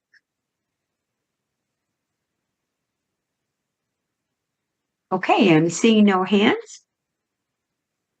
So the motion is carried, and we'll look forward to seeing more information about the bus stops at the next meeting. Okay, thanks everybody. So we'll go back to item 7, where we were talking about issuing the citation, and several people had their hands up. So go ahead and put them up again. Alder Govindarajan, go ahead. Thank you. I wanted to make sure that Eric had the chance to finish before I started my questions. Sure. Eric, did you have more to say? And it's very helpful because I was kind of confused about the difference between number 2 and number 3. So. Well, I'm trying to think where where I was with. I was very flustered with the audio. Like I said, originally Mick and I had met, and I was going to kick this off, but I appreciate Mick kicking it off as I was experiencing some audio issues. You were talking about item 2 was the mirrors the state law, and item 3. Go ahead. Yeah. So So item 3 removes the need for bus driver involvement, basically, in fare enforcement. If we did want to go so far as ticketing, then the only other note. I had a conversation with Alder Figueroa Cole today, and she decided to change the minimum for this. Now, the minimum does not appear in that section 2 or 3; those appear in section 1.08 of the ordinances, where our bail deposits are. So the minimum bail deposit for this for 11.092, which is the old one, is $50, meaning that that would effectively be the minimum ticket would be $50 plus court costs, which would result in a total of over $100. So the revised version that we worked on this afternoon would bring this down to $5 as the minimum both for a violation of Section 2 and Section 3. So effectively, a citation could be given for anywhere between $5 and $100, and then the court costs typically are around $55 to $75 on top of that. It slightly escalates with the ticket, with the forfeiture amount. So I think that pretty well covers it. I could share my screen again with the. Do you have a revised version? Because again, if we don't have it clear in terms of, are you asking us to act on the revised version from Alder Figueroa Cole, or? Yeah. So let me share my screen here. So can folks see my screen, this Yes. Word document? So I think we've kind of covered, I think, most of what's in this drafter's analysis here. More cost-efficient administration, removes the requirements for bus driver and police officer involvement, and the minimum forfeiture amount is changed from $50 to $5. And I'm just going to scroll down and you can see that's in Section 1.08. There's a table with a list of all the different municipal offenses. And then finally, the last part I will mention is also an amendment to Section 1.08, which empowers different municipal officials to issue citations. So we would be granting authority for the general manager, the chief operating officer, operations managers, and operations supervisors to issue these tickets. The general manager and the chief operating officer would never issue one of these citations. But the reason they're in there is so that we can have their designee in there, so that if we wanted to do what Milwaukee does, which is to hire transit security officers to do this type of thing, those would be possible under this ordinance. But given that it's not budgeted for, that would be something that would have, I think, in my estimation, have to come before TC before we would do it. So anyway, the goal of this ordinance is to, make it overall theoretically possible for us to actually issue citations if Metro sees that there's a significant economic impact on the system from non-payment of fare. That has not been the case from my understanding. While there are instances of non-payment, and we've seen that result in attacks on drivers and other things, it's not affecting the bottom line of Metro, I think, so greatly that we would even be seeking to, hold the training and go through all the staff time and investment of issuing the citations. The most likely step that Metro would be doing under, I think, current staff consensus. Obviously, there will be a leadership change coming, but I think it's a pretty broad consensus among staff that if we needed to do something, it would start with rider education, placards on the buses, maybe sending out a supervisor to do rider education efforts rather than citation efforts. So I think that's hopefully I've gotten everything. Sorry for the disjointed presentation. Okay, thanks, Eric. Alder Govindarajan, go ahead. Yes, thank you. Eric, thank you you kind of answered some of my questions, but I have some questions for Metro staff, I think. If we aren't seeing too many fare evasions to a point where this is an economic problem for Metro, then why are we bringing this up? I think I'm really struggling understanding the goal of this if there's no current problem. So I'm sorry, you may hear my kiddo in the background having a rough time with that time here. I think the thought with this is that this is something we wanted to get on the books once we sort of saw the BRT system up and running, and just sort of putting things in place so that the administration of the system just makes sense moving forward. But it's sort of concurrent with on the consent agenda, we had the lane designation bill, which adds basically a tiny bit of legal weight behind our bus lanes. Already the signs are there, so we can enforce, no buses being in our bus lanes. But, just the practical reality of we can now issue these citations without driver involvement. And, there's kind of a few things going on, that the conduct exclusion policy and other efforts that are partly aimed at drivers, but partly just aimed at, this is sort of what we see as an element of a system that we want to have at the ready. And I think with, lowering the minimum forfeiture amount, lowering the, and making it somewhat cost efficient, again, it's not exactly something Metro would be likely to do. By the time you send a supervisor to a bus, you're probably not making any money on a forfeiture, right? But it would be hey, if we see a lot of non-payment, we want to stop that from spreading. So this would just feed into rider education efforts. A supervisor can actually give a warning with this citation. Without this citation, they can say, hey, I could bring the police out here. That's just not ideal.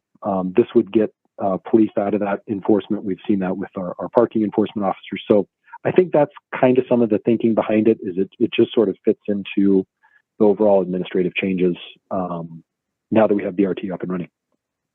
I understand that. I mean, it all seems a little hypothetical to me. I mean, when we're comparing to the lane ordinance that we just approved, that is a problem because we see cars on the bus lanes frequently enough. At least I do all the time. But this seems like kicking down an open door. Do we have any statistics of how many people are not paying fares, or has there been any numbers that we've lost specifically? Like, is there some data we can look at? Yeah, there is data. I would defer to Sean or Mick if they want to hop on. My understanding of it is that if a rider gets on the bus and does not pay, we have a button that our bus drivers press, and that logs the time and location of an instance of non-payment of fare. We also have cameras on the buses with AI technology that basically recognizes bodies coming on board the bus. Facial recognition technology is banned at the city level, so there's no facial recognition, but we get a count of the number of bodies coming on board the bus, and we can compare that with our fare capturing data as well. So we sort of have one from the driver and one from our automatic systems. We sort of have two counts, I believe, of non-payment statistics. And from what I understand, this came up in some management meetings in, I want to say, December and January. Non-payment has been sort of below projections, right? There's a certain amount that you expect as a transit provider will occur, and I think we are within that acceptable range. Mick, Okay. did you have some comments? Yeah, just that just the automatic passenger counters are just beams. I just wanted to explain what the passenger counters are, that they're beams that you cross through, and we're getting those certified. So the data isn't official, but some of the things that were described in terms of like the fare box counting fare rides, that's tough to do when we're boarding in the middle, in the back of the bus. So it's hard to record those. So, I mean, our data honestly isn't very good. It's like Eric said, just anecdotally, we know it's happening. Drivers see it happen. They do report it. I don't think it's in a huge spot right now, but if we compared our Masabi data to the passengers being counted, and there's a difference, but there's also other things that could be happening out there too. So our data isn't going to be very clean. Okay, I'll wait for discussion. Thank you. Thanks, Alder Martinez Rutherford. Thank you. I have a couple questions. So if a supervisor or you said a supervisor or a manager in charge of enforcement, is that right? Yeah, so these would be supervisors and managers within the operations division. So typically they have a car that we can dispatch to go support bus operations. So that would be, who we'd be talking about. They also could, if we saw non-payment occurring regularly on a certain segment of a certain route, at a given time, we could have a supervisor ride that portion of the route and watch for non-payment, engage in rider education, and then, grab the route back the other way, get to back to their supervisor car and return to Ingersoll. That's roughly my understanding of sort of the logistics. Okay. And then what would be a trigger point for actively enforcing? Like, how many evasions do we have to get to that point? What's the metric? Unfortunately, I can't give that information. I don't know. We're going to have a new general manager, and that's kind of a decision where the general manager would have to look at doing that. And I think just with the values of the city that we live in, that's not something that, I've said, as, I was asked to prepare this ordinance, it's my hope that we never have to issue these sorts of citations. But by letting riders know, hey, Metro staff can fine you $100 if you don't pay, that is going to do everything to compel payment. And if somebody truly doesn't have the means to then pay, given that sort of motivation, then at that point we'd be trying to get blood from a stone. And I just don't see that as being effective. So certainly I would advise the new general manager when they come that, enforcement of this is, not going to be the most efficient thing to do. But right now it's so far outside the realm of possibility. But if we saw, for example, let's say 20 instances of non-payment, on a route that was occurring daily, that 20 people are taking a bus into town and out, that's about $40 for each of those, plus if the return route. I would have to think about some math of whether their $2 would pay for their return route or not. But even then, you're talking about $40. That's barely going to pay for the staff time, the gas, all that. But we wouldn't want there to sort of be a cultural spread of non-payment. This is something Milwaukee has dealt with. They opened up a BRT line and they had free ridership for a year. And then they started asking for ridership. Well, they have passengers that are in the habit of non-payment. And so they've been having real difficulty getting people to pay.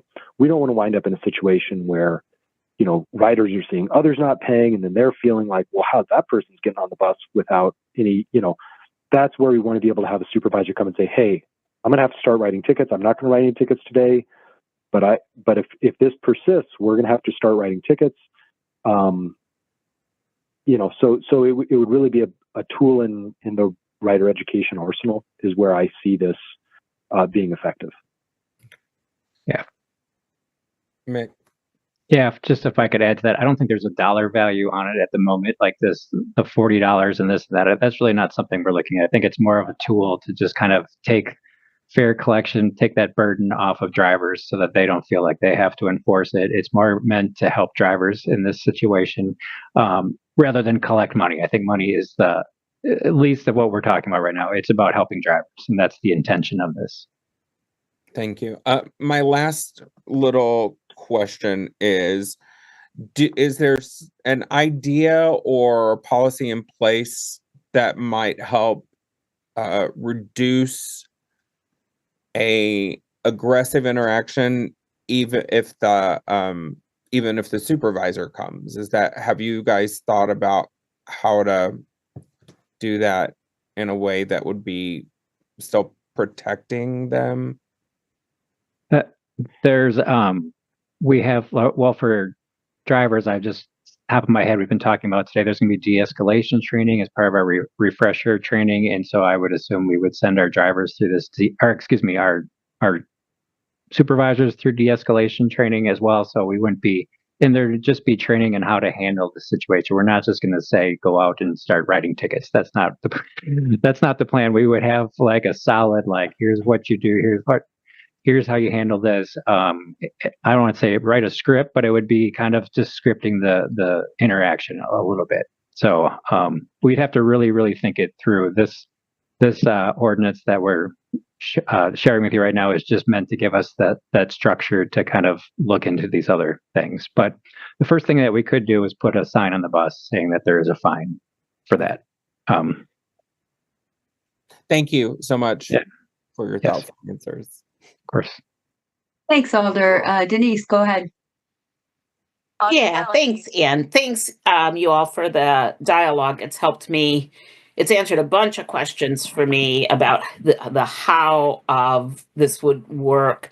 I hear that it's kind of like laying the stepping stones so that you have a process in place if needed. I think that I'd like to think that our situation is really different than Milwaukee's BRT because they did offer free service and then they changed it where we've always charged for the BRT. So, it's a little bit of an apples and oranges comparison maybe. I wonder if it would be, it feels a little cart before the horse for me, like kind of fixing a problem that we don't know fully what the problem is yet or the scope of the problem. So is there a benefit to doing some data collection for a designated amount of time, 6 months or something, and then evaluating the necessity for the ordinance? And I think one of my underlying concerns, and I'm just going to name it, is disproportionality of who might be not paying and then being, having altercations with supervisors. So I'm having a lot of discomfort with this, and I just need to name it out loud.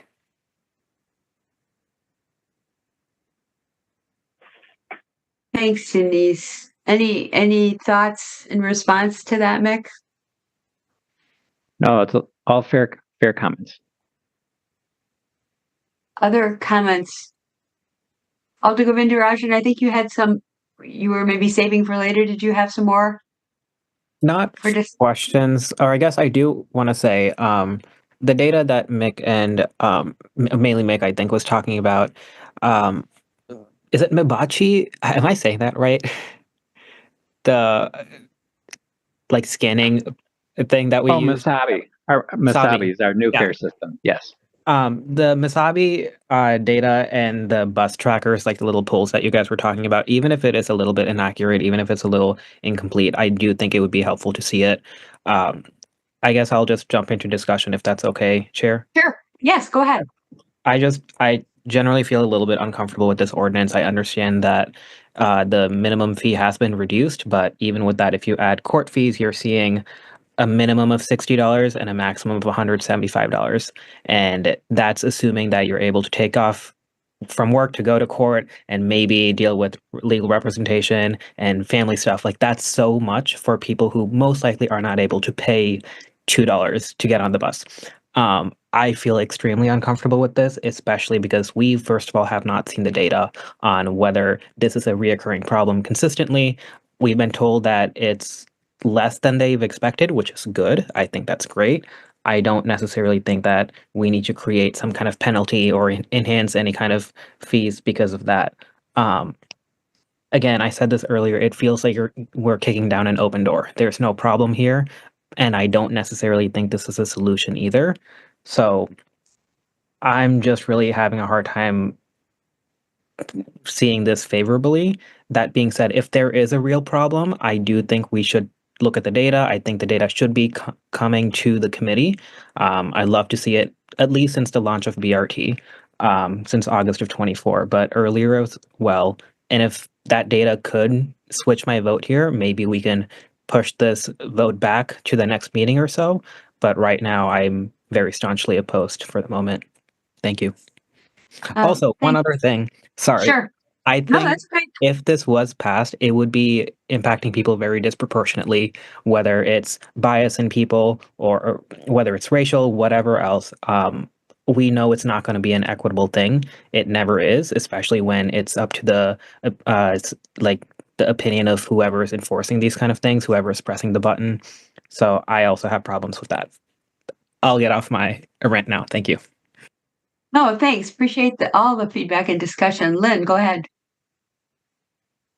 I would agree with you, Commissioner.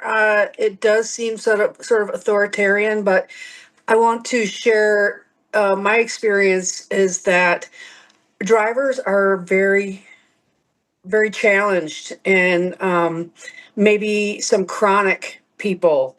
And so when they don't have a way to mitigate anything before it gets to be chronic, they lack a tool. So this is just a tool that they need so that they can establish a boundary for people who are they just can't get over it. They just can't get over it. And it is authoritarian, but it's not, I would hope the city of Madison and their civil rights would have all of the right people involved in all the decisions and everything that's going to be said or done, because this is for their safety. This is probably, the Teamsters probably stepped right in and said, you need to have some support for these drivers. These drivers are probably having extra stress because there isn't this in place and they just need this tool. They just need this tool. And I'm not voting yes or no right now. I'm still somewhat undecided, but I do support the drivers in this situation. And I think that's where it's coming from and why it's warranted. Thank you. Thanks, Lynn. Kayla, go ahead. I share a lot of Alder Vendrajan's concerns. I also feel like this is a solution in search of a problem, and I am quite concerned with potential for implicit or explicit bias in the enforcement of these fines.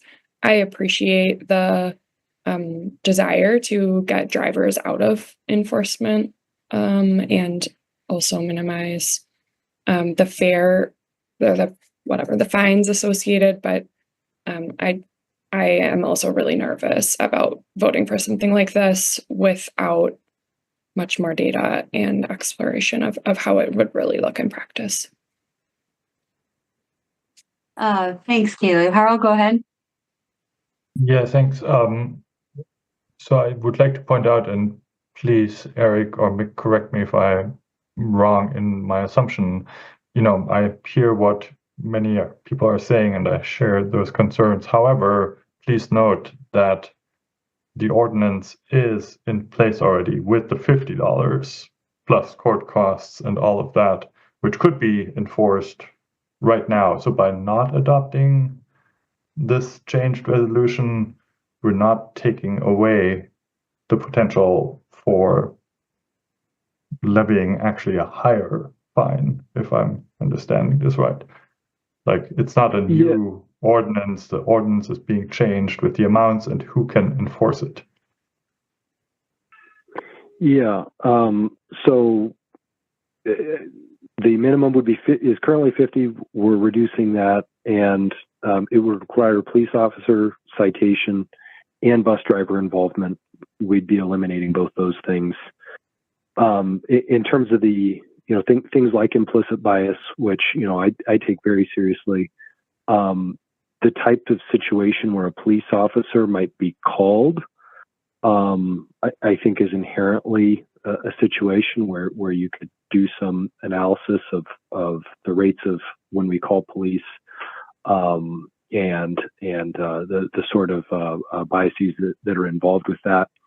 And then the practical matter of before we could have anybody issue these citations, they would have to go through training through court services, and it would probably be co-led by the Office of the City Attorney's prosecution team. And it's kind of my hope that we never even hold that training. That this is really something that drivers can use as a, motivation in rider education efforts. But you are correct, Harold, that currently there is a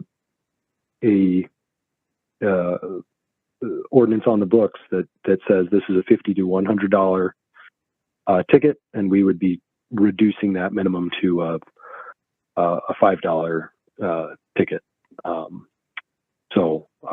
Yeah. Is that all you had, Harold?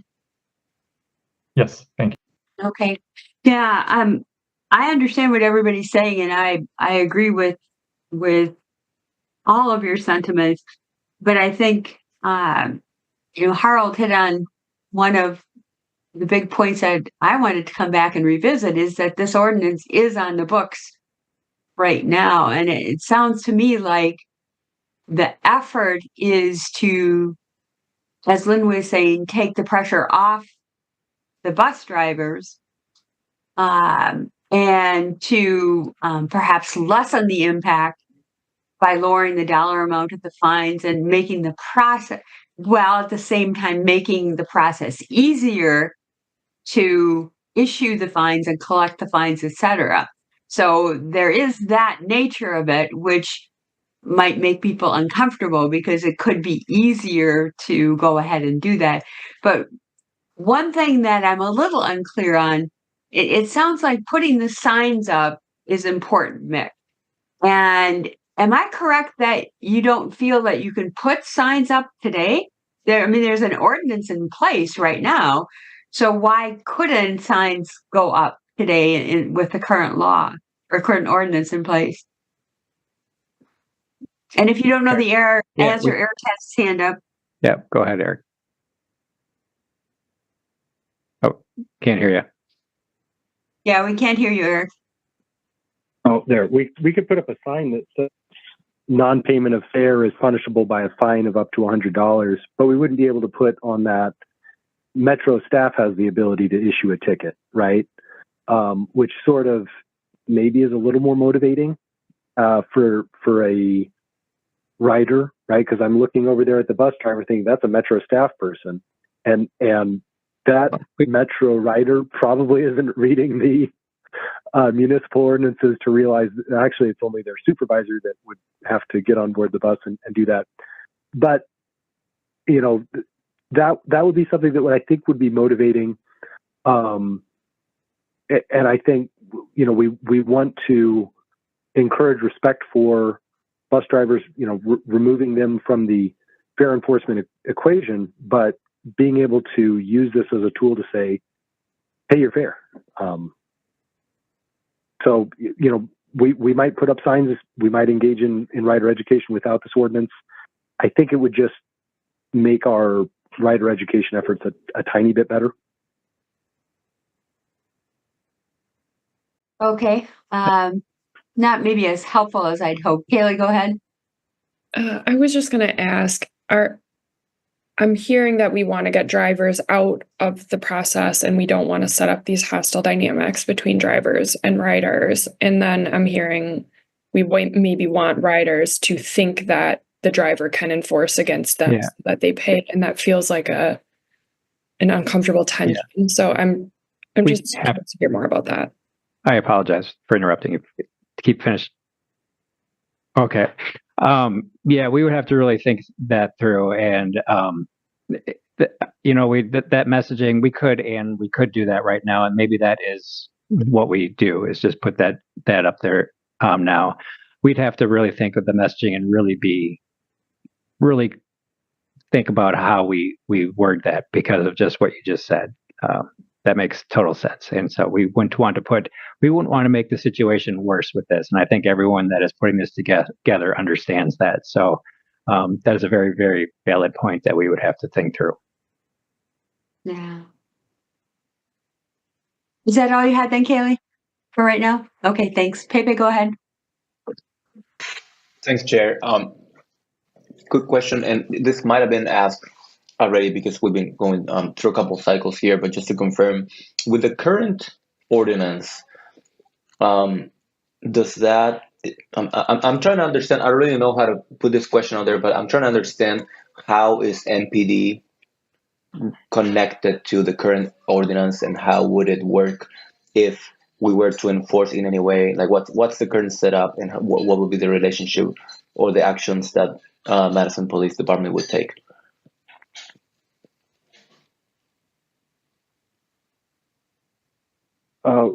Right now, I don't think it would be an efficient use of police resources to enforce this.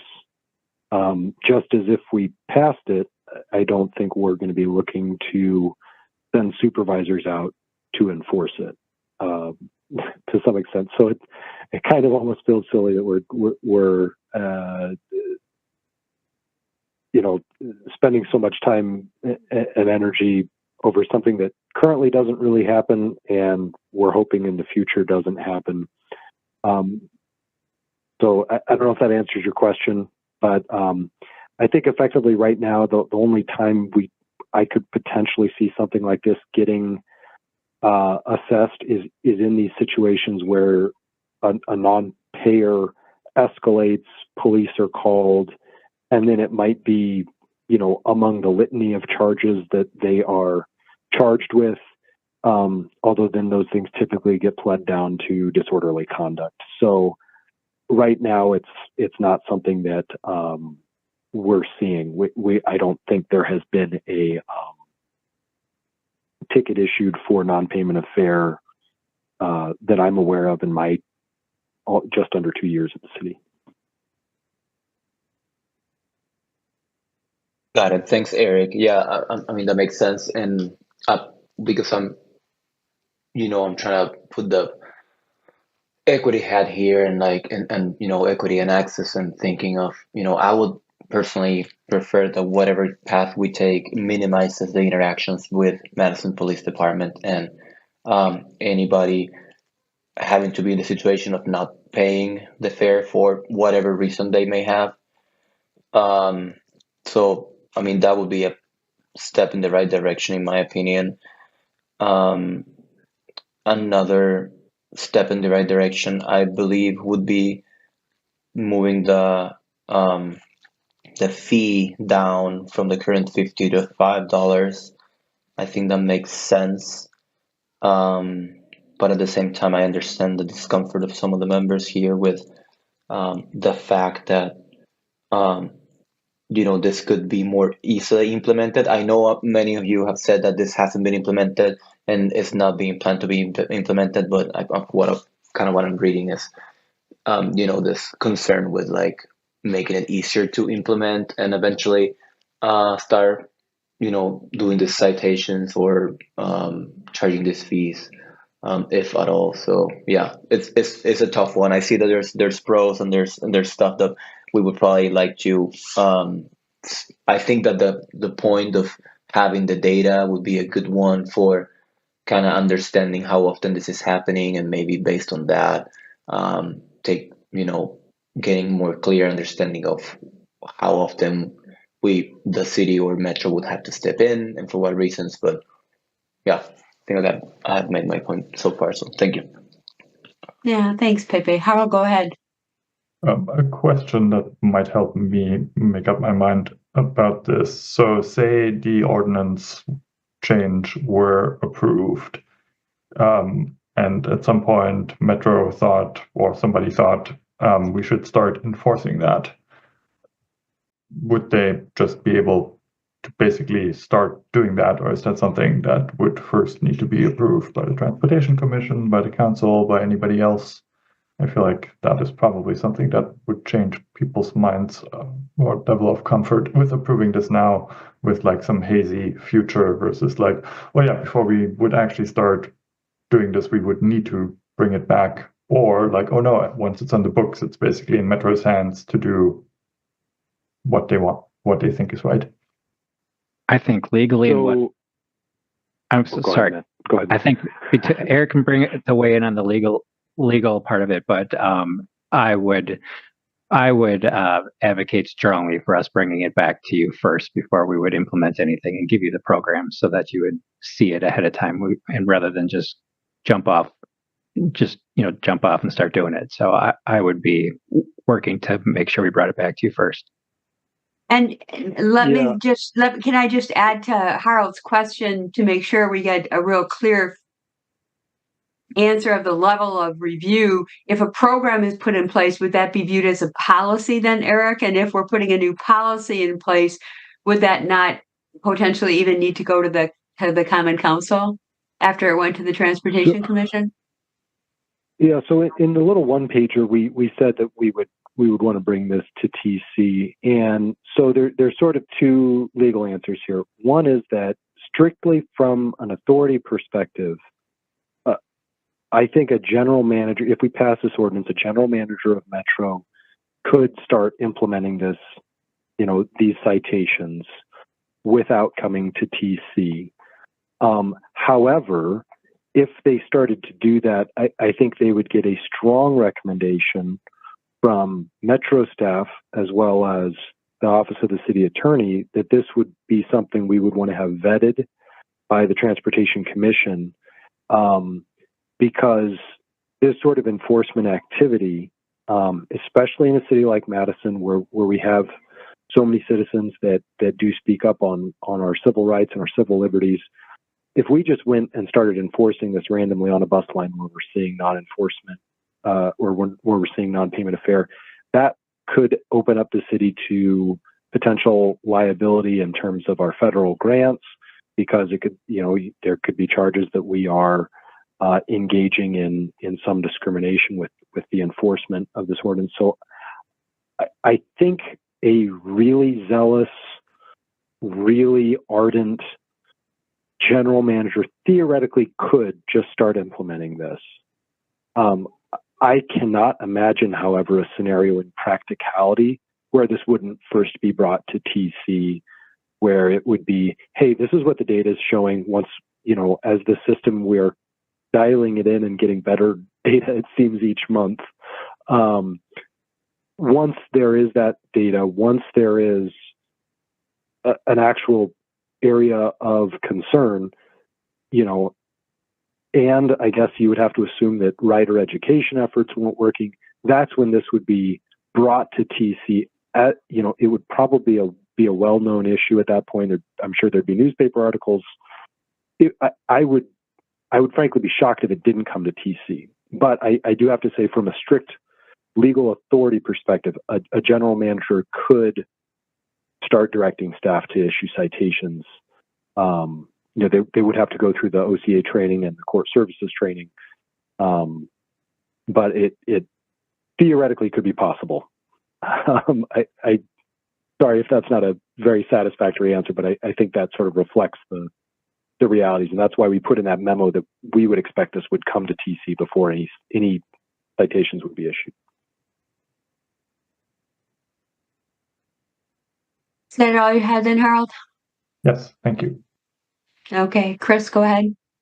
Thanks. I appreciate the discussion, especially the concerns about how this would be implemented, concerns about implicit bias and whatnot. And I say that when we were doing our Vision Zero action plan, I worked with MPD to figure out how they could be more fair in not issuing citations for minor infractions. And so basically having a policy of not issuing citations just because we can. I think there's a precedent for doing that all the time.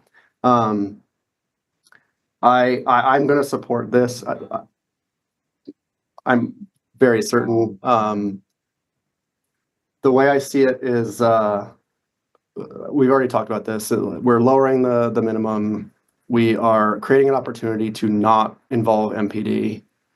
I think if you ask if you told the average person now that they could be issued a citation for not paying, I'm sure 9 out of 10 would assume that Metro can do that. I don't think this is going to be a shocking revelation to most folks that Metro would have the authority to issue a citation. And as we've discussed, Mick and Attorney Finch discussed, there will be obviously lots of scrutiny and process before we see a bunch of citations being issued. So, but that's so.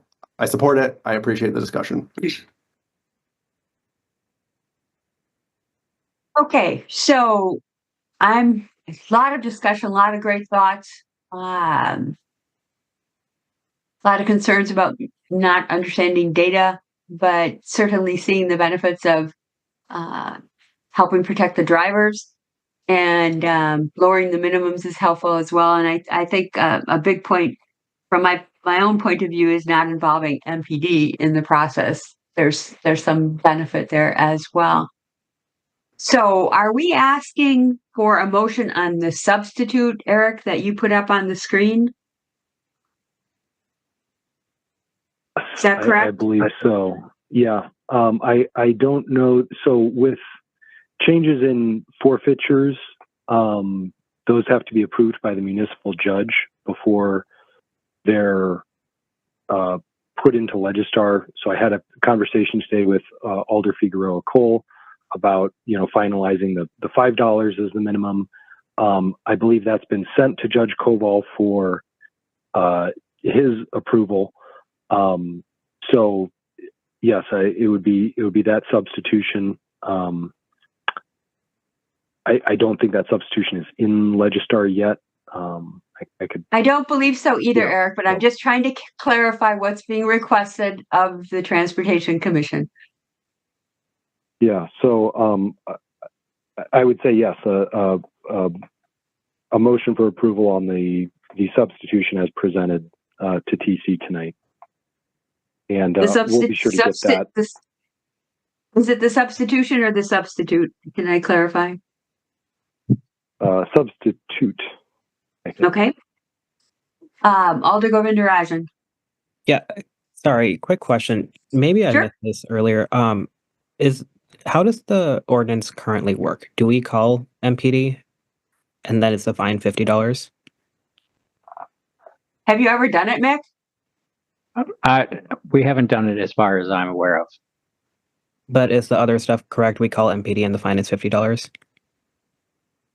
Eric, is that how that would work? Yeah. Currently, it would be a $50 fine, and MPD could issue it. So, for example, in two of the notorious incidents where we had, that would have been something on the table for MPD to recommend in their referral to the DA. I don't know if they did in either of those cases, though. I think they mostly focused on disorderly conduct. Okay, thank you. Thanks, Alder. Harold. To come to the question of what we're possibly voting on, so it's not version 2, like there's a version 3, because there's a version 2 in Legistar. I'm trying to chair the meeting, so I didn't look. It wasn't in Legistar before the meeting, at least that I could see, unless I missed looking at that one. Is the substitute in Legistar as a version 2? Harold, with the $5 minimum? I mean, it looks like the one. It looks like it has the $5 and some of the other things that I think we looked at together. Okay. But I just want to make sure that it's not like yet another version. So, Eric, is it correct that it's a motion on the substitute, which is version 2? Yes, I think that the drafter's analysis in that version 2. I'm not sure how, but that I think the drafter's analysis in version 2 may be the old drafter's analysis, because it says forfeiture amounts match current amounts for non-payment of bus fare. So So it still has the old analysis version, but it does have the $5 minimum and otherwise it seems to be corrected. So So would this be version 3 that we'd actually be making a motion on to include the correct drafters version? Or yeah, I think it would be a version 3 as presented tonight. And I'm not sure how the drafters analysis wasn't included. I think I sent the drafters analysis and the changes to $5 at the same time. So sometimes I know it's there's a lot for legislative staff to do on the formatting of things and how they enter things to Legistar. So I think it would probably need to be a version 3 with that updated drafters analysis, because that version 2 is sort of internally inconsistent with itself, where it says the forfeiture amounts match current amounts for non-payment of bus fare, but then it also has the other line, the substitute amends the bail deposit. So there's just a typo there in that version that's in Legistar. That'll need to be corrected. so it's a motion on the substitute, which would be version 3 presented by Eric Finch at the Transportation Commission meeting tonight. Is that correct? I think that would be the way to go. Okay. And just a clarification, as I'm looking at how this was introduced, it's on the council agenda for the meeting on the 15th, correct? Yes, I do believe so. Yeah, and I'm just going to take this opportunity to make this comment. As I looked at the council agenda from the last meeting, the item 5 on our agenda, which we referred to the April 23rd meeting because it was by title only, that's, according to this, on the council agenda for the 15th for action. Can you take care of getting that referred forward so we have an opportunity to take action on that, or will we just not have a voice? I will work with legislative staff to ensure that one gets pushed back and TC is able to comment. Okay, thank you. So at this point in time, Mick and Eric, am I correct that staff is asking for a motion on the substitute, which is version 3, presented by Eric this evening? Is anyone willing to make such a motion? Would it be helpful if I put that drafters analysis back on the screen? I probably so. Would everybody like to see what we're voting on again? If we ever get a motion, which we may not.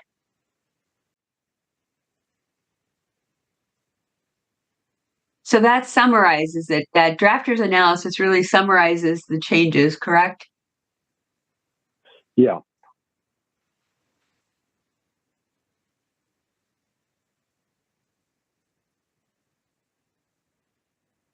We have a lot of people with differing opinions this evening.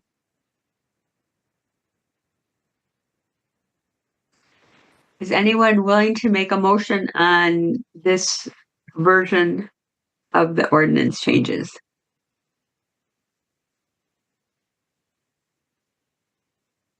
Chris? I'll move approval. Okay, do we have a second? Robbie?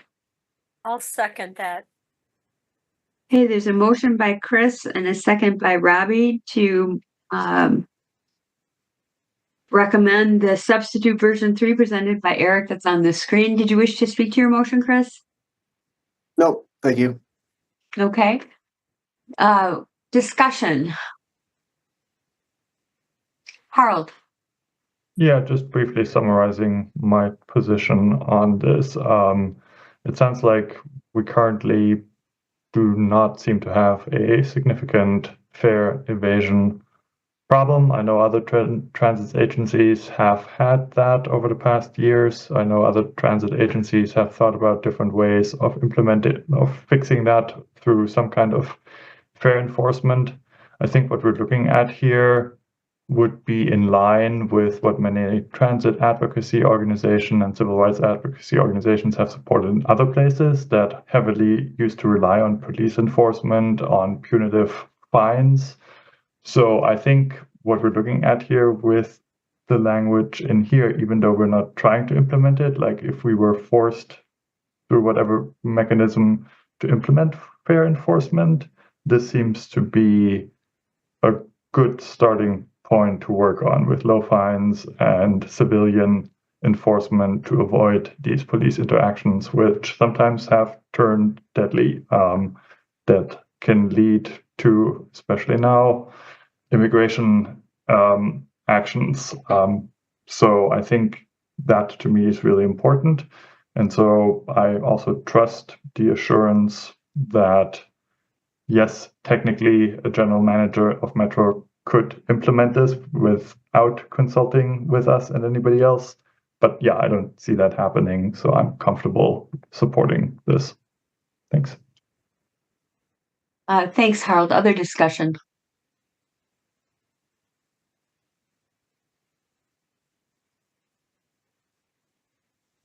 Okay, I don't know that I'm comfortable assuming a unanimous consent vote based on the discussion that we have had. So I think perhaps a roll call vote might be the best way to approach this. Aiden? And may I ask, would you mind just before the vote, just repeating out loud the motion? Sure, the motion. Thank you. It's a motion to recommend the substitute version 3, which was presented by Eric this evening and is up on the screen. That part's not in the motion, but he's got it up on the screen so that you can see it. So we're asked to recommend or approve the substitute version 3 that was presented by Eric this evening, which lowers the fine, minimum fine down to $5, which is the change from the other version. Correct, Eric?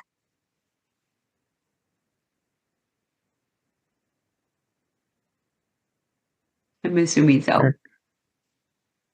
We can't hear you, Eric, if you're talking. Sorry.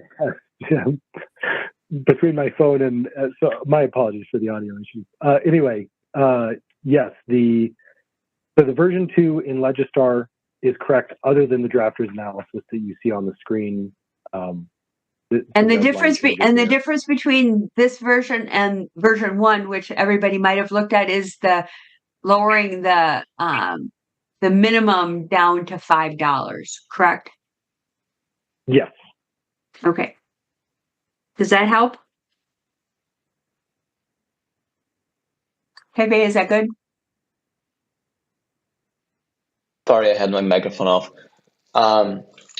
Yes, I'm just not clear with what we're seeing on the screen, because only the drafter's analysis has changes, but what's at the bottom doesn't. Is there like a Can you move it down, Eric, so you can show the rest of it? Here that will change? Because first we talk about lower from 50 to 5, but then on number 1 under 11.09 talks about no less than 50. So okay, got it.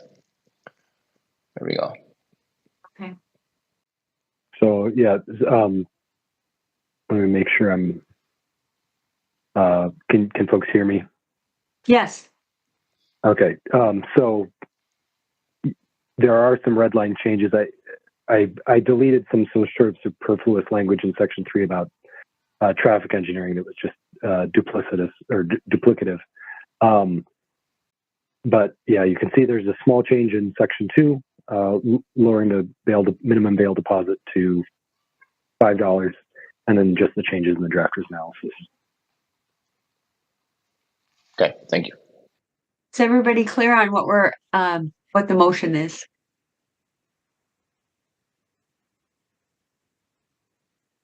Okay, go ahead, Aiden. All right. So MGR Govindarajan. No. Dina Nina Martinez Rutherford. Will you come back to me? Robbie Weber. Yes. Denise Jess. Audio now unmuted. I need another minute. Sure. Pepe Barros. Can you come back to me, please? Sure. Chris McHale. Yes.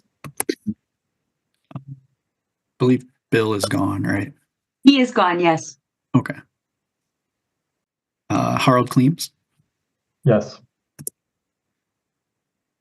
Kaylee Jameson. Yes. Lynn Olson. Yes. And then back to Dina Nina Martinez Rutherford. Oh, yes. Denise Jess. Audio now unmuted. A reticent yes, because leaving the old ordinance in is worse. Yeah. And Pepe Barros. Yes. So that is 8 yeses and 1 no. Yes, and with 10 people here, we need 6 to pass the motion. So the motion is carried.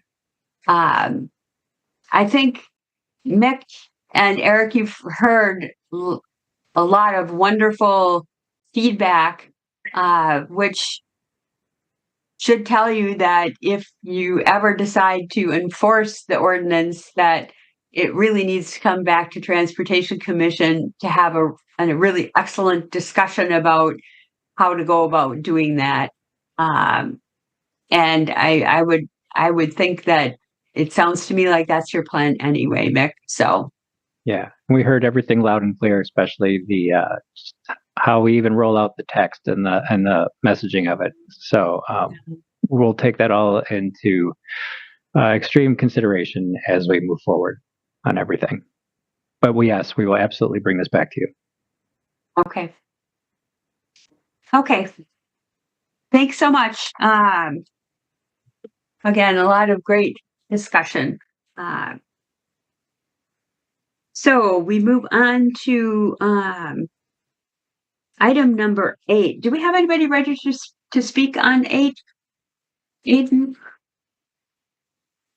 We do not, no. Okay. So Chris, are you doing this one or? Yeah, I can start it. We also have Eric, could you unshare your screen? Eric, so we can thank you, Chris, that opportunity. Thank you.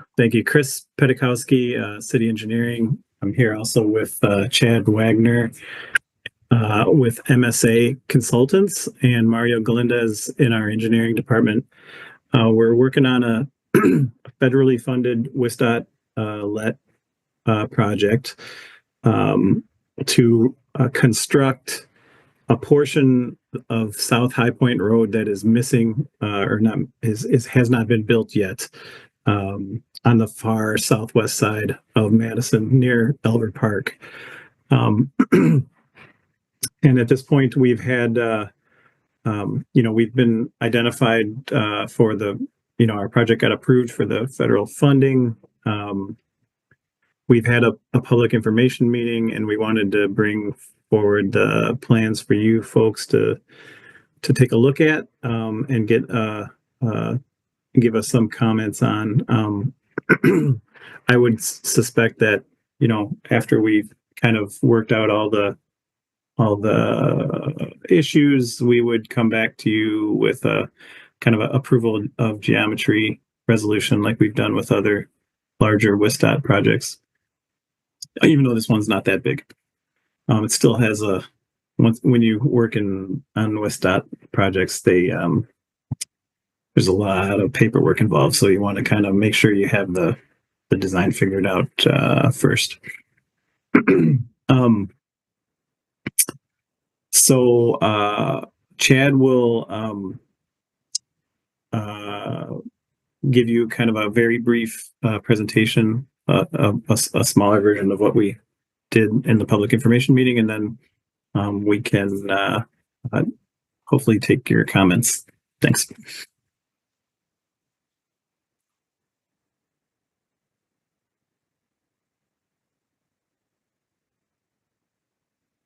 Okay. Thank you, Chris. Can everybody hear me and see my screen? Yes. All right. So, as Chris mentioned, we are here to present on the South High Point Road extension, a portion of the extension, the DOT funded or federally funded DOT sponsored portion. As you said, my name is Chad Wagner, part of the design team that's working on the plans to complete this project, and have a pretty good portion of what was presented to the public just about a month ago on March 10th, here to share with you guys. So these first two slides that I'm going to have are really to orient you guys where the project is. The second one we'll talk about there's a lot going on within this general neighborhood and region. And so I would like to kind of give an understanding of what this project is and what this project is not. Beginning with this slide here, as Chris mentioned, in the upper left-hand corner here, the map of the city in Dane County, we are in the southwest side of Madison in the High Point Raymond neighborhood. If to better orient, if you on the left side of the screen would be Pleasant View or County Highway M. You can see Midtown Road just north of our project here. PD is to the south. And if you prefer greener landscapes for reference points, Elver Park is in the upper right-hand corner of this picture here. And so our project is this circled area right here. And you can see this image in general is from the High Point Raymond Neighborhood Development Plan. And so for quite a while, this extension has been planned, but now we are finally implementing this as a product of some development to the north.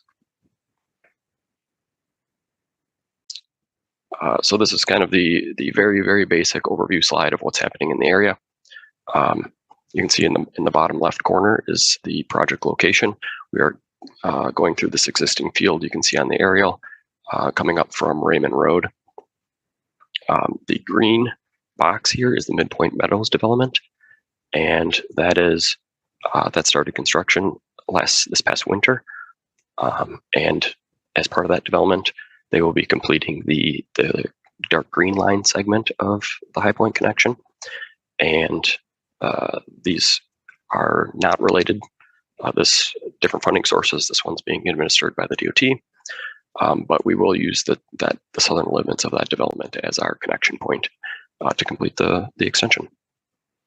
The next one I'd point out is you may have noticed on the previous slide, Raymond Road is anticipated to be aligned in the next 5 to 10 years, and that's represented by this dark blue line, and that would discontinue the existing route that Raymond is on.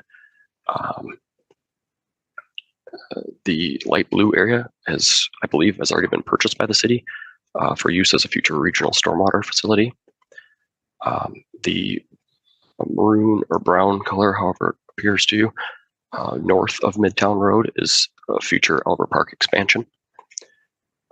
We also have a water main construction project that is scheduled for this year on Midtown Road near Marty there. And then the last one that I'd point out is this purple line that kind of zigzags through there.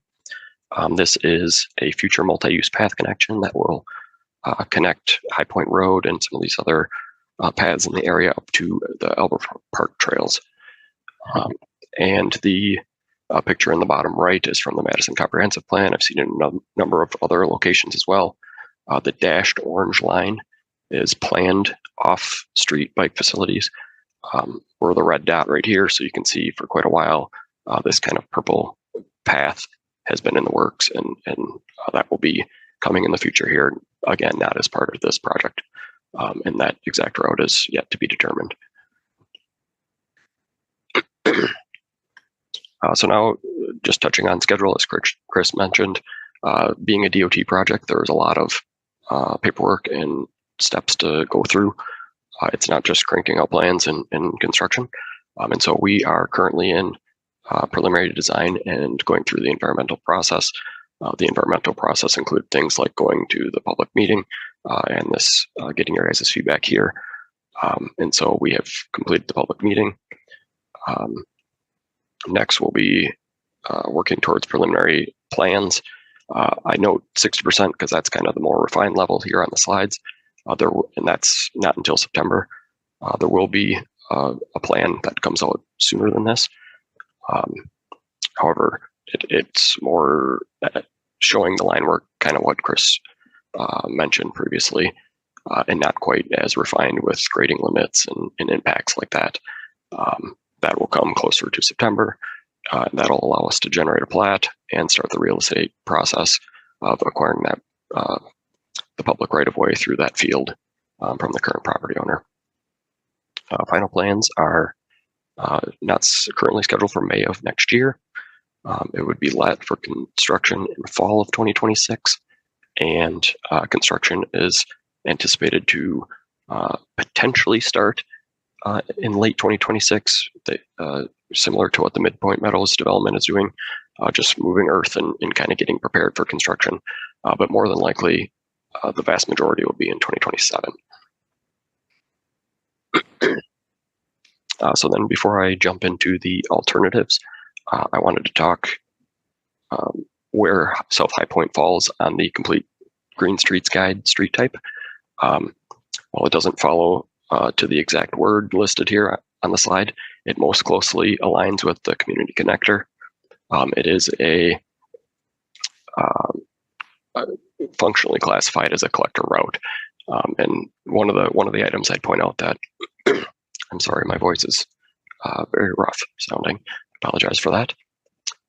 One of the items that I would point out that doesn't quite follow it, in working with Metro so far, they're not planning to have a transit route on this route. But in general, things like walkable short blocks, that development to the north has several walkable short blocks. We also have, we follow closely with this walkway high priority standard down here with sidewalk and off-street multi-use path, and also with the travelway, the medium priority in the kind of orange-red color down there with a single lane. Both alternatives present a single lane of traffic in both directions. In this case, we do have a median and a center turn lane alternative and on-street bike facilities. And so that's why High Point most closely aligns with this street type. Jumping into the two alternatives that we have. The first one here, well, to begin, both of them will fit within a new 80-foot public right-of-way.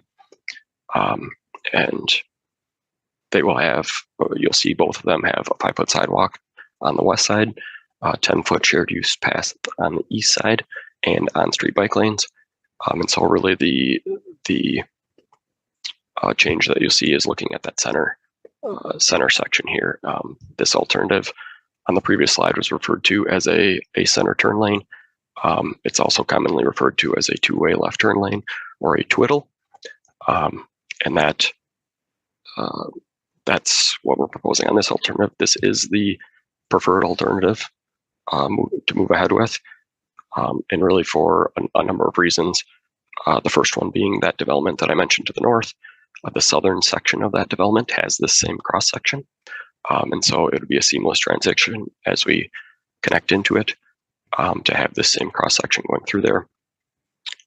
The second one is that the current property owner will still own the field on both sides of this road once this road is complete. And at this time, plans for development or whatever could happen with that field are not necessarily in the works. And so this option allows for the greatest amount of flexibility without needing to come back and tear out a center median or something in the future based on wherever a potential connection would occur along South High Point in the future. And then the third option has to do with both short and long-term maintenance costs associated with it. The second alternative is the raised median that I'll show you here in a second. And by not having that planting area, you don't have mowing maintenance, trimming of trees, shrubs, whatever would be planted in there. And so it's that short and long-term maintenance is beneficial. Here's a quick rough schematic of what that would generally look like. We'd carry the twiddle section through, starting just north of the High Point Raymond Road intersection. And then the second alternative, as I've alluded multiple times to, is the raised median option. Identical to the previous one, except for that center lane would be a raised median. This certainly aesthetically probably is more pleasing. Gives it kind of a more of a boulevard feel. However, it limits that flexibility for the future. It has the ongoing reoccurring maintenance costs associated with it. And also, if you ever were to have, we will have public utilities under the road. If there's ever an emergency with any of that kind of stuff, you're likely shutting down the road to address that kind of stuff because you just don't have the width to maintain traffic while also addressing that kind of stuff. So that's why the twiddle alternative is the preferred alternative. Here's what that would look like, more or less for the length of the corridor. For this exhibit, we extended it a little bit past our limits to show that, to kind of illustrate that to the north, which is the right side of the screen, where that Midtown Meadows development is, the southern stretch of that is the twiddle cross section with the yellow pavement markings, and so there would have to be some kind of transition as you get into that development that's currently getting constructed now, and so that's kind of that connection point that I referenced previously. So those were the two cross-section alternatives. Next, I'm going to address two intersection alternatives, beginning with a traditional intersection.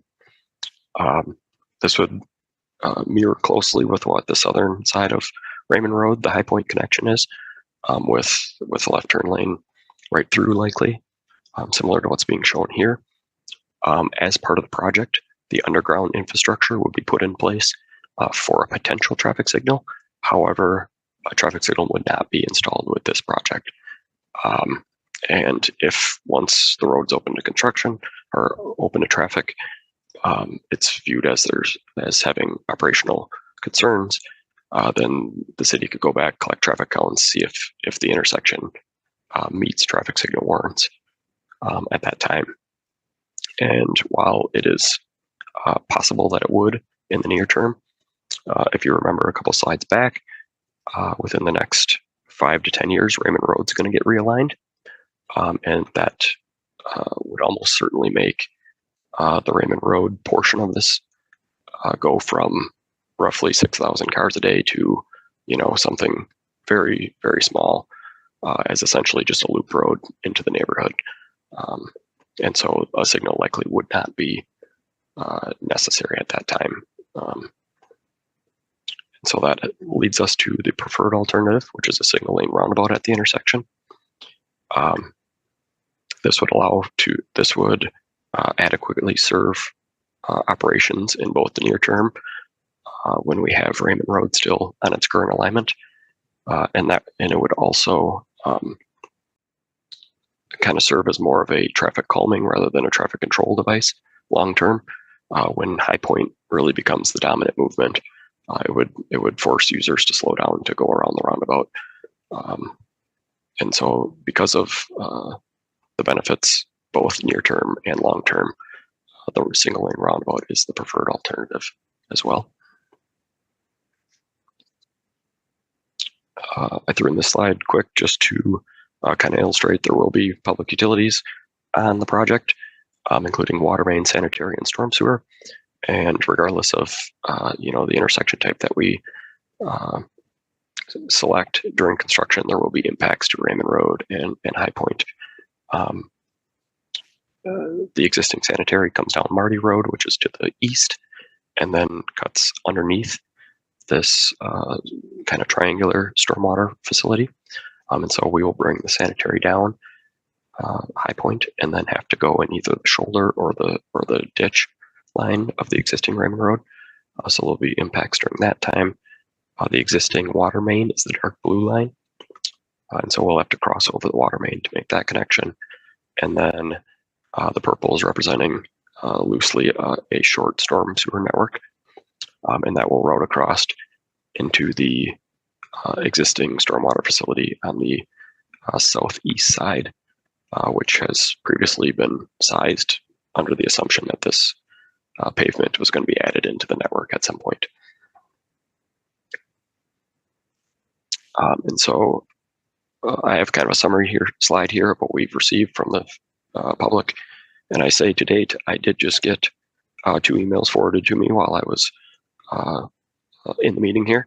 So I'll attempt to touch on those too after we go through this. The design team did meet with the property owners and presented both corridor options, both intersection options. The property owners stated numerous times that they are in favor of the twiddle and the roundabout alternatives. Twiddle for the flexibility, roundabout because they like the traffic calming and that aspect. At the public meeting last month, there were 60 plus attendees. 16 questions were received during the meeting. Generally, they were pretty much all related to timeline and future development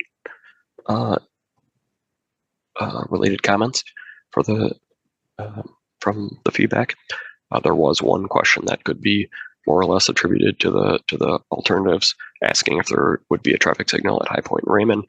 It was reiterated that the underground infrastructure would be put in place, but there would not be a signal at the completion of the construction. And then one other comment regarding speeding concerns. If you're familiar with the area at all, Midtown to the north is quite a bit higher than Raymond Road. And so the South High Point Road will come downhill as it approaches this intersection. And so they were concerned with speeding coming down the hill.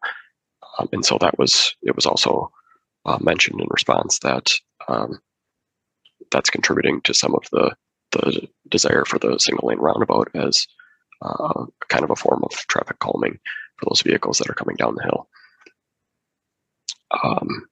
After the meeting, we received 2 comments prior to today. One noted, did not reference this project. They just noted other access locations in the area that they're concerned with. The second one expressed support for both the twiddle and the roundabout options. And then the emails that were just forwarded to me a few minutes ago,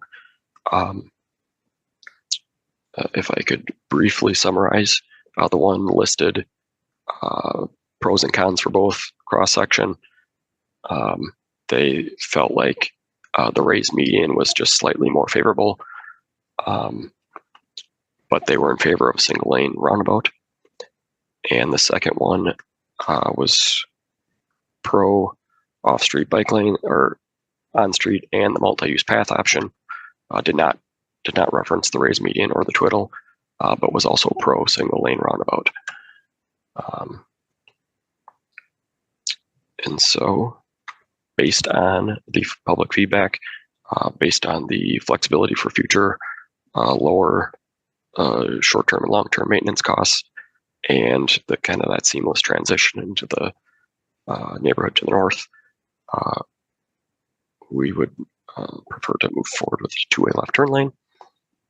And for the operational benefits, as well as the traffic calming long-term, the single lane roundabout is our preferred intersection control.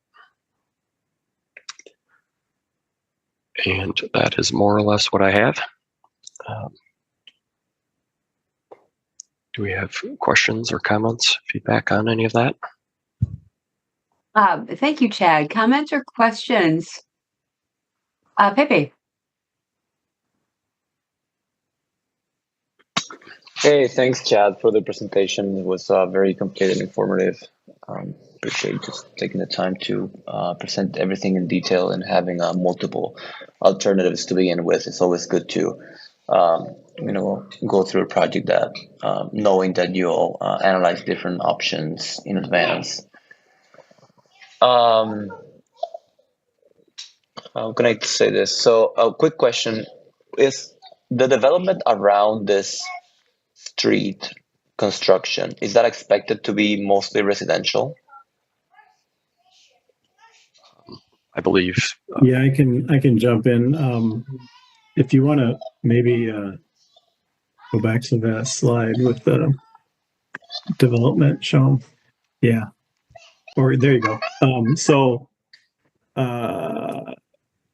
Generally, this is accurate. So the very light pale colors are single family homes, and then as it gets like darker yellow and darker brown, then those are more higher intensity developments. So like apartment buildings, and that the brown is, and then there's a little mixed use node up at the top there where that dashed, or the hatched area there. Do you want to maybe describe? So that's at Midtown and this is the future realignment of Raymond right here. Thanks. Okay. This is High Point and Midtown existing. Yeah. All right. Just want to make sure we're describing it well enough. Thanks. Sure. Yeah, and apologies for I have my toddler with me here, so we might hear him in the background. I'm gonna speak from personal experience, and I don't have the data with me, but a little bit of what I've lived in and what I've seen in other parts of the city. But I'm gonna start with the street and the alternative of having the turning lane in the middle versus having a median.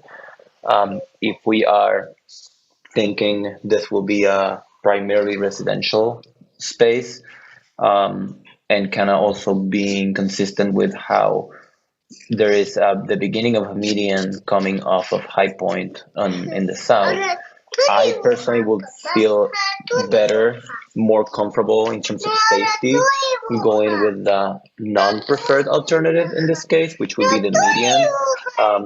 Streets with a shared turning lane in the middle have a tendency to allow higher speeds and give you the feeling as a driver that you have more space so you can go faster. And that combined with the slope that we're talking about, people going kind of downhill towards the north, I think would be very concerning, considering that the south area of Raymond seems to be a very dense area of a lot of people that will potentially want to access the Beltline. A lot of that people are probably going down Gammon Road as of now, and we have heard concerns about speeding in Gammon Road already. So if it's going to be diverting some of the traffic from Gammon Road to access the Beltline, I think it would be concerning to have a road that looks wide and easier to speed around. So I would personally recommend that we consider the option with the median. Can you please? Thank you. And for the roundabout, also, not that I choose to be contrary here, but I get the feeling that a lot of the roundabouts are close, at least the ones that I have experienced are close to highway or freeway ramps. And at least from that experience, of course, it's next to a freeway, but there's always a sense of like rushing to kind of get through the roundabout or get out of it feeling, which tends to be contrary to safety for people crossing the street.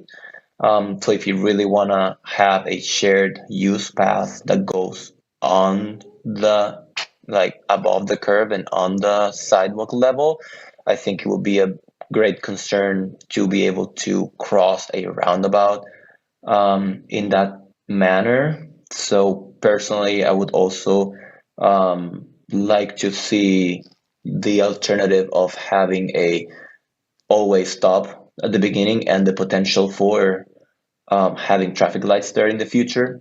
Again, considering that this will be probably a big diverter off Gammon Road to access the Beltline and potentially get a lot of traffic.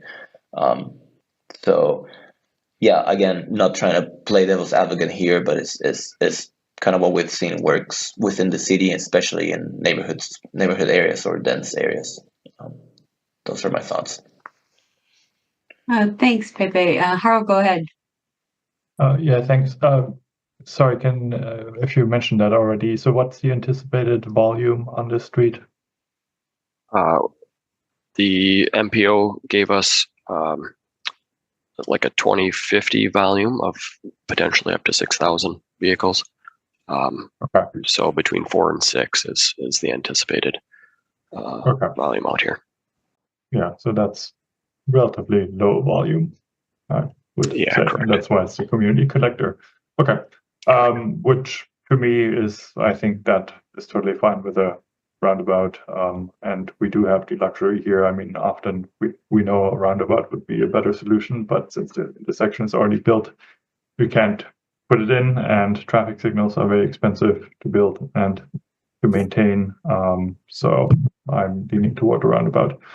Question about the configuration where we have unprotected, unbuffered on-street bike lanes and a multi-use path on one side. I'm not sure how, maybe talk to me more about it. I have the suspicion that, or maybe you mentioned that, because that's how it ties in to the other section where you already have the shared use path. Is that what you're saying? Yeah, so north of here, what the development is building is kind of matches this. And then also matches to the south. So this is kind of staying consistent. The south does have a median though. Right, and the north part, is that built already? It's being built. So between our project and Midtown Road is being built by Veridian at the currently. Okay, so no opportunity to change anything about it. Right. Okay. All right. Well, that is unfortunate. I mean, my concern is with the unprotected.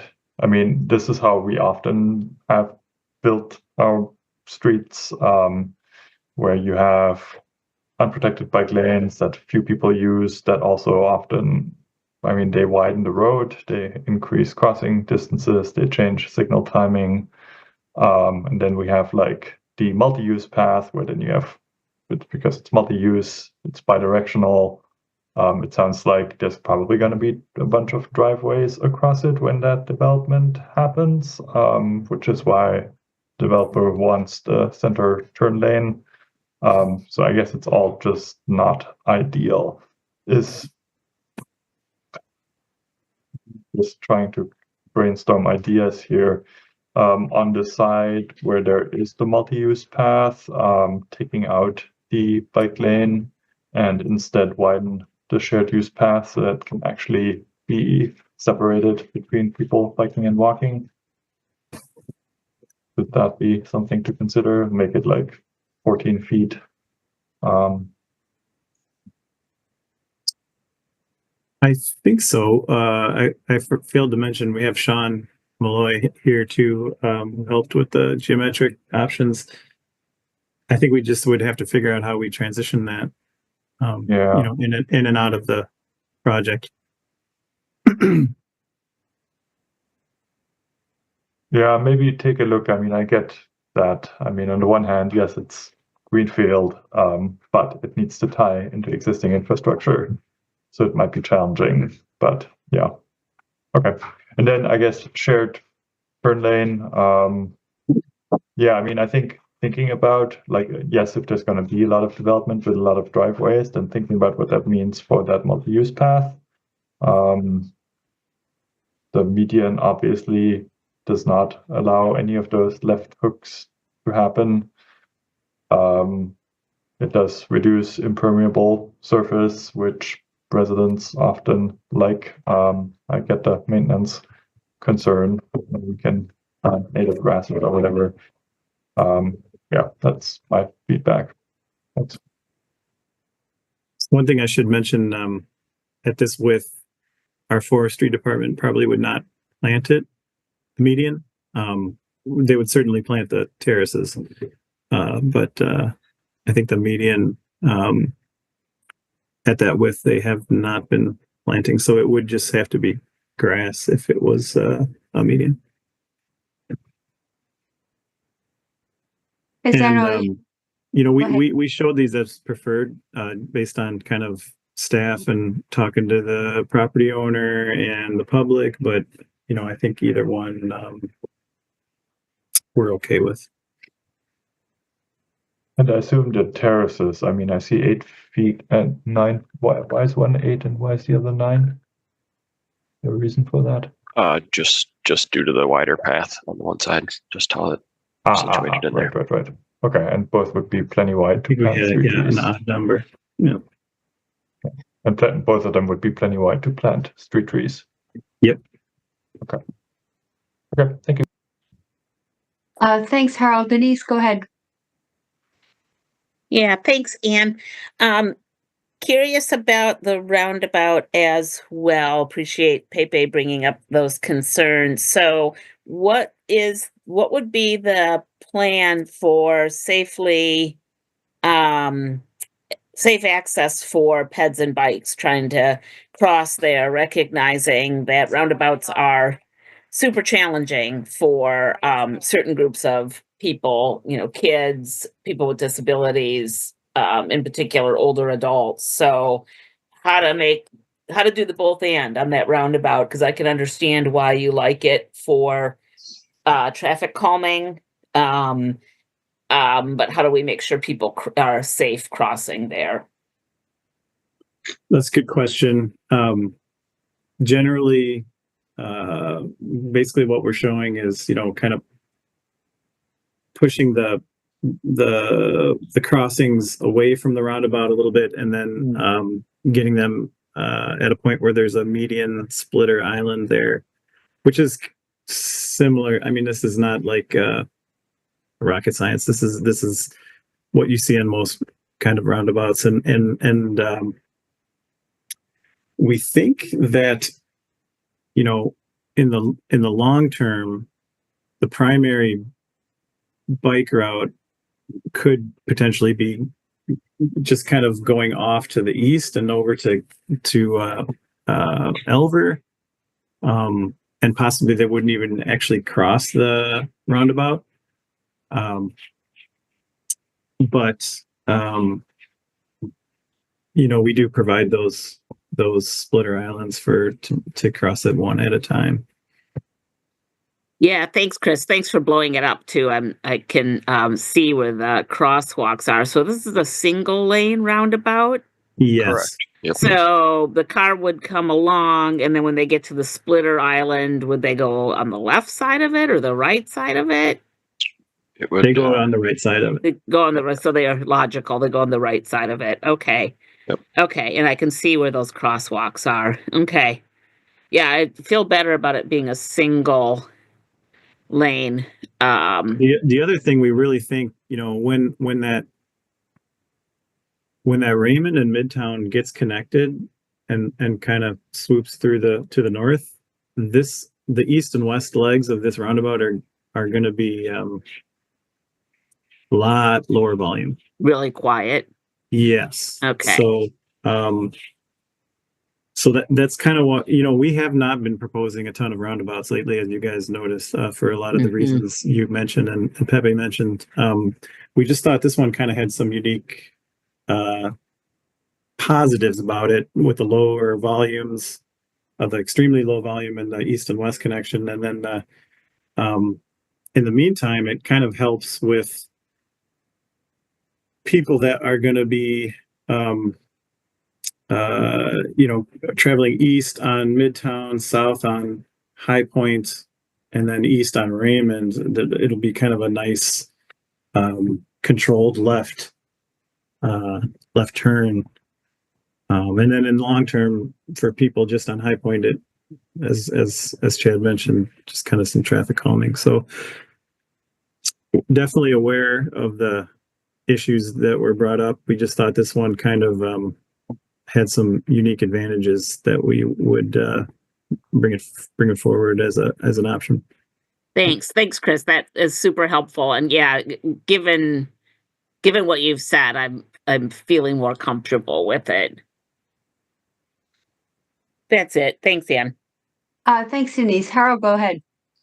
Yeah, maybe just to put this in perspective, I was just quickly looking at a traffic volume map and thinking about like where would be a comparable situation where we do have similar traffic volumes and a roundabout. And the one that I could think of is North Star Drive on the far east side. I feel like sometimes it helps people to think about like similar situations, and maybe, I don't know, Sean or Chris or anybody, can you think of other examples of like, yeah, roughly 5,000 vehicles, residential roundabout? And I think the one North Star, I mean, I'm not out there a whole lot, but I think that has a good safety record and yeah, it's fine. I do think North Star is a good comp. The other one I was thinking of that might be comparable is Sugar Maple and Watts. That's a roundabout that we put in, a couple of years ago. It's relatively large, but it really acts as a pretty good traffic calm, and we've had good results thus far there. But that's what I would, I guess, add as maybe a similar intersection too. Pepe, go ahead. And then I have some comments from Bill. Since he had to leave, he sent me some comments that I want to share with you. Go ahead, Pepe. Thank you. Chris, I appreciate that bigger picture perspective of how, flow might work after the other connection gets built. Would you mind going to the slide where the bigger picture is again, to kind of see where the bike path goes? And yeah, that one. The next one. That one, yeah, the one with the colors. So that purple one is the expected flow of multi-use traffic, and right? Yeah, so we're thinking that purple line would go underneath the blue line in a tunnel, or a culvert, or because that blue curve is going to be there's a lot of grade out here. Midtown is very high. Raymond down by High Point is very low. So there's about a 50-foot valley running through here. So it'll be very easy to put that purple bike line underneath the future blue roadway, and that will, so kind of what I was thinking was, I think the primary bike route is going to be up High Point and then over to the right, and they might not even ever cross the roundabout, or they might not, when we build the blue road, they won't cross Midtown Raymond either to get to Elbert. And then on this picture, the multi-use path proposed for the project location would be on the right side of the red. Yeah, so that would be just more or less a way to bike up and down the neighborhood street, because as we know, the bike lanes are not preferred by a lot of folks. So that would be more just kind of a local bike connection, so to speak. Got it. Probably up to like the future apartments or mixed use at the corner of the blue and green. Yeah. Mm-hmm. So if people using the multi-use path had to cross that new intersection, it would most likely be that the east side of the intersection, right, to connect, coming from the multi-use path in the project to connect to the extended purple line. Yes. Okay. Yeah, I mean, I'm on the side of Denise in terms of, I mean, it's good to hear that it's a single lane roundabout, and also if we can think ahead of time and some mitigation on how to make, I mean, if we know most of the traffic for the multi-path is going to be on that side, there's a way to, add any additional safety measures to at least that one quart or one side of the intersection or something like it. I'm thinking, we could look at maybe that east side, painting the concrete green or something. We could look at green. We could also look to see if maybe, I don't know if this is possible, but if we could increase the size of that splitter island just for that one side, maybe. For example, have a raised crossing there potentially. A raised crossing would be amazing. That's possible. Okay. Yeah, all good ideas. Harald, go ahead. Yeah, I love the raised crossing idea.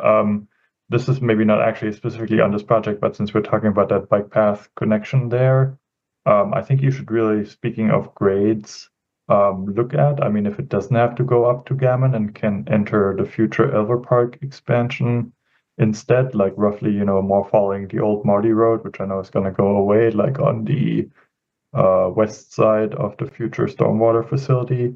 I think that would save you a lot of climbing and be more direct. So maybe keep that in mind as, I guess, I don't know how far advanced the plans for that stormwater facility and the Porter Park expansion are, but I think that would be better if not, because otherwise you go down to Gammon and you dive deep down into Elver Park again. Yeah, definitely. We can look at that with the blue project.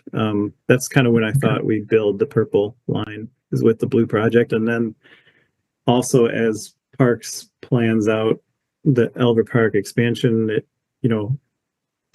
possibly it could go through the park and be an element of the park. Yeah. Yeah, I think if you look at that map, this is more schematic. Yeah. Right. I think if you look at the comp plan inset there, I think that's what I'm thinking of. I think that does not go up to, yeah. All right. Sure. Okay, thanks. Bill sent me a comment, so I'll just share that with you. If you'd let me get this out, Pepe, before I come back to you. He says, I attended the public meeting for the project on March 10th and am familiar with this area. I'm very much in favor of the alternative with two-way left turn lane, the Twiddle, and alternative with a roundabout at South High Point Road and Raymond intersection. So I just wanted to pass that along. Pepe, go ahead. Thanks, Chair.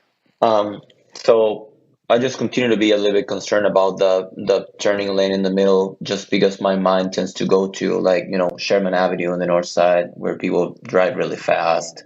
And if it wasn't for all the potholes in that road, I think people would drive even faster.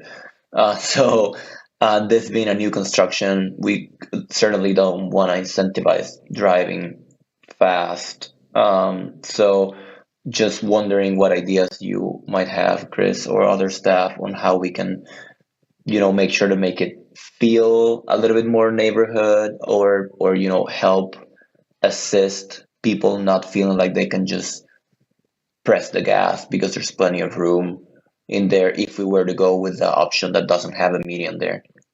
Yeah, can you maybe go back to that slide that shows that? Sure.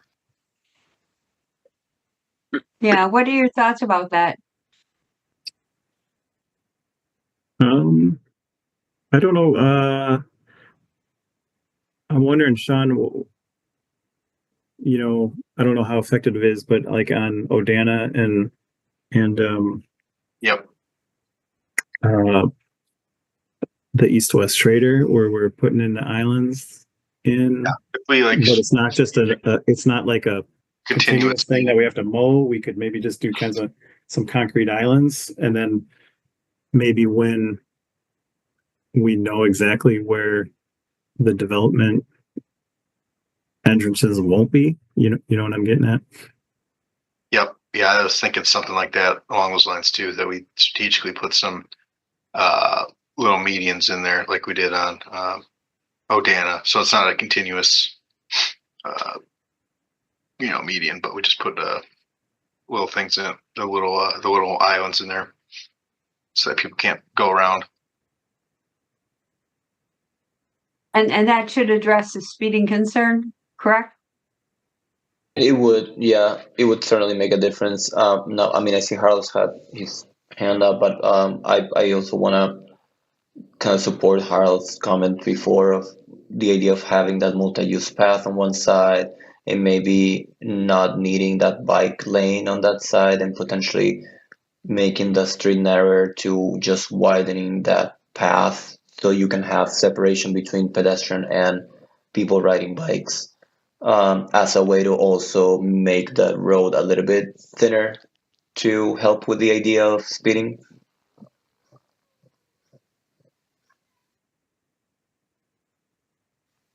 Is that Chris, something Chad, that you Sean, what do you would consider? Yeah, what do you guys think about that? Yeah, I mean, if we think, I guess that's redundant to have an on-street lane next to a path. We want to make it shorter.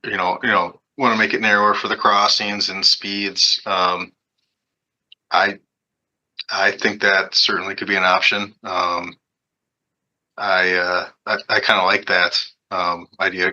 Reduces the pavement. And you still have that facility. And I guess if you're a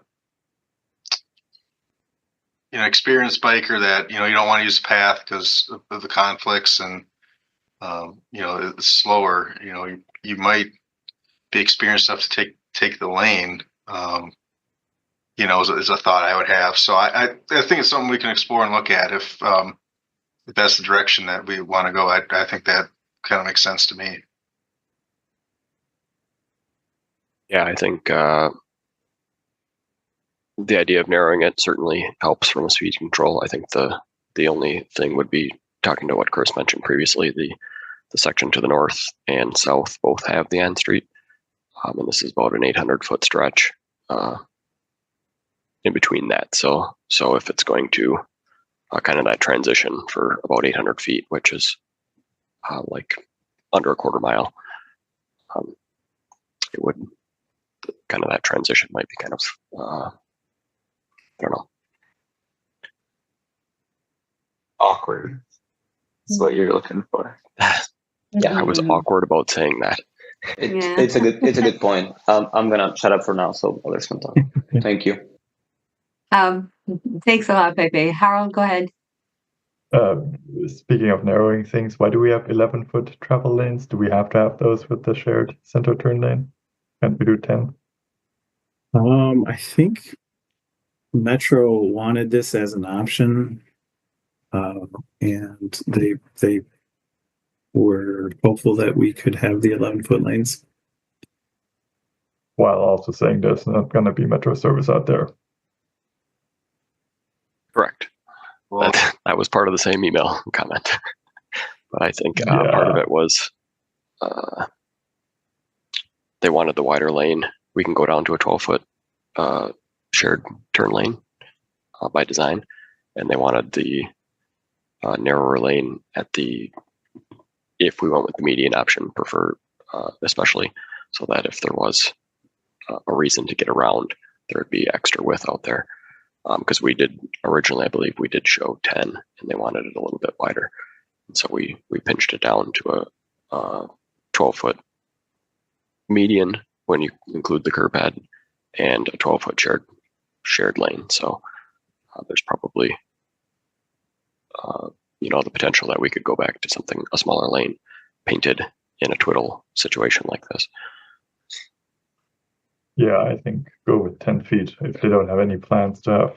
I mean, I don't see this being like served by transit anytime soon. So, and with the center, I mean, I get the point. If there's a paved median, there's nowhere to go, but buses can handle 10-foot lanes just fine if they have to. So we consider that. Thank you. Okay, Harold, you've gotten a lot of feedback, Chris and Chad and Sean. What clarifications would you like at this point? I think we're pretty set. I think I'm hearing folks are somewhat comfortable with the roundabout. Maybe we introduce some median islands to try to mimic the curbed median kind of feel, and then we take a look at reducing pavement width with the bike lanes and how that transition would be in and out of the project. We'll take a look at that. So that's great. We'll probably take that to the design team and look at it a little bit and come back to you folks later, probably this summer. Okay. Okay, any last comments for the group?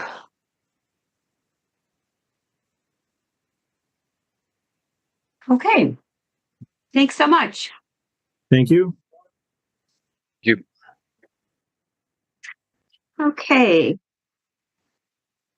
We've been jumping around here. So now I believe we are up to number 10. Crossing guard policy update. And Kevin. Good welcome evening, everyone. You want to maybe introduce yourself, Kevin? I think this might be the first time you've presented, is it not? Sure. My name is Kevin Lickey. I am the new pedestrian and bicycle administrator for the city for the past 3 months or so. I started at the beginning of January, filling the role that Renee Calloway had moved out of as she moved up to assistant traffic engineer and then retired altogether. It's good to be here with you this evening. I see it as the new person on the block. I get to go at the end of the agenda, so I'm hoping to keep things relatively brief tonight. But what I'm here to talk about is an update to our crossing guard policy. There were 4 different documents provided in Legistar. One was a presentation, which I'll run through in a moment.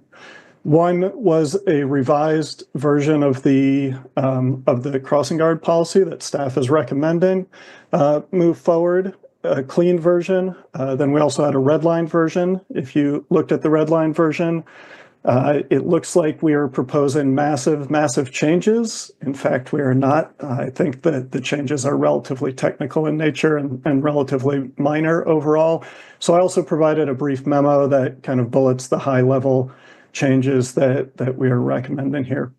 Tonight, I'm here. Kevin, can I interrupt you? Yes. Aiden, do we have anybody registered to speak on this? We do not, no. Okay, I was going to say it doesn't look like it, but Kevin, I just wanted to find out because you've got a lot going on in the presentation, and if people want to stop you and ask a question along the way, if we don't have anybody registered to speak, are you willing to let people stop you and ask questions along the way? Sure, that would be great. Okay, so if there is a particular point that you want to get in at any point, just go ahead and raise your hand, and otherwise we'll let Kevin do his presentation and catch him at the end. But sometimes in a long presentation like this, there may be a point at which people might want you to stop and talk about part of it at that point. So great, that sounds good. I'll also just note that I'm here. This is primarily informational this evening. An update to the crossing guard policy will need to be approved by council. So we'll take the discussion that happens here tonight, make any revisions that are needed, and then would come back with an introduction to council. This committee would get another chance to review things before final approval in that regard. I do want to note that I also have Alex Stewart and Nico Magillon who are joining this evening. They are my crossing guard supervisors. They oversee our team of crossing guards, have much more background in this realm than I do, and I may need to defer to them on occasion with any questions as we go along. So we'll see. So just a quick overview of what I intend to cover tonight. The first is just a very, very brief review of the crossing guard program and why we have it. Some discussion about a ResG review that we were asked by this committee to undertake. An overview of the crossing guard request process, and then recommended policy recommendations. It's quite repetitive, I've realized now. For some changes to the policy as it exists today.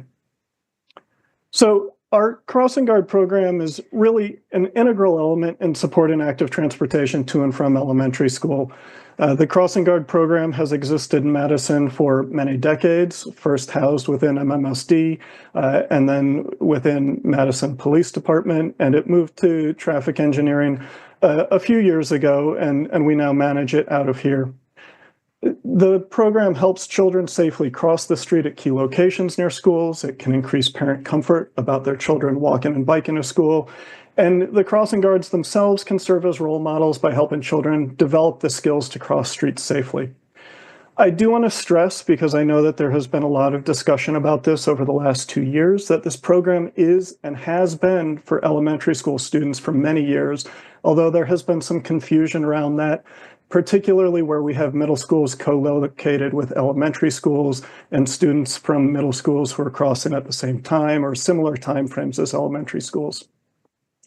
Some of the policy updates that we are recommending more clearly state that the policy is for elementary school students. That wasn't always entirely clear in the previous policy.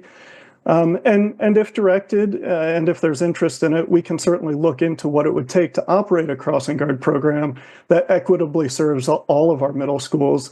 But that would be a separate policy from this one, would require additional staff and additional funding. Again, that's a discussion that we're happy to have, but isn't really where I'm focused this evening.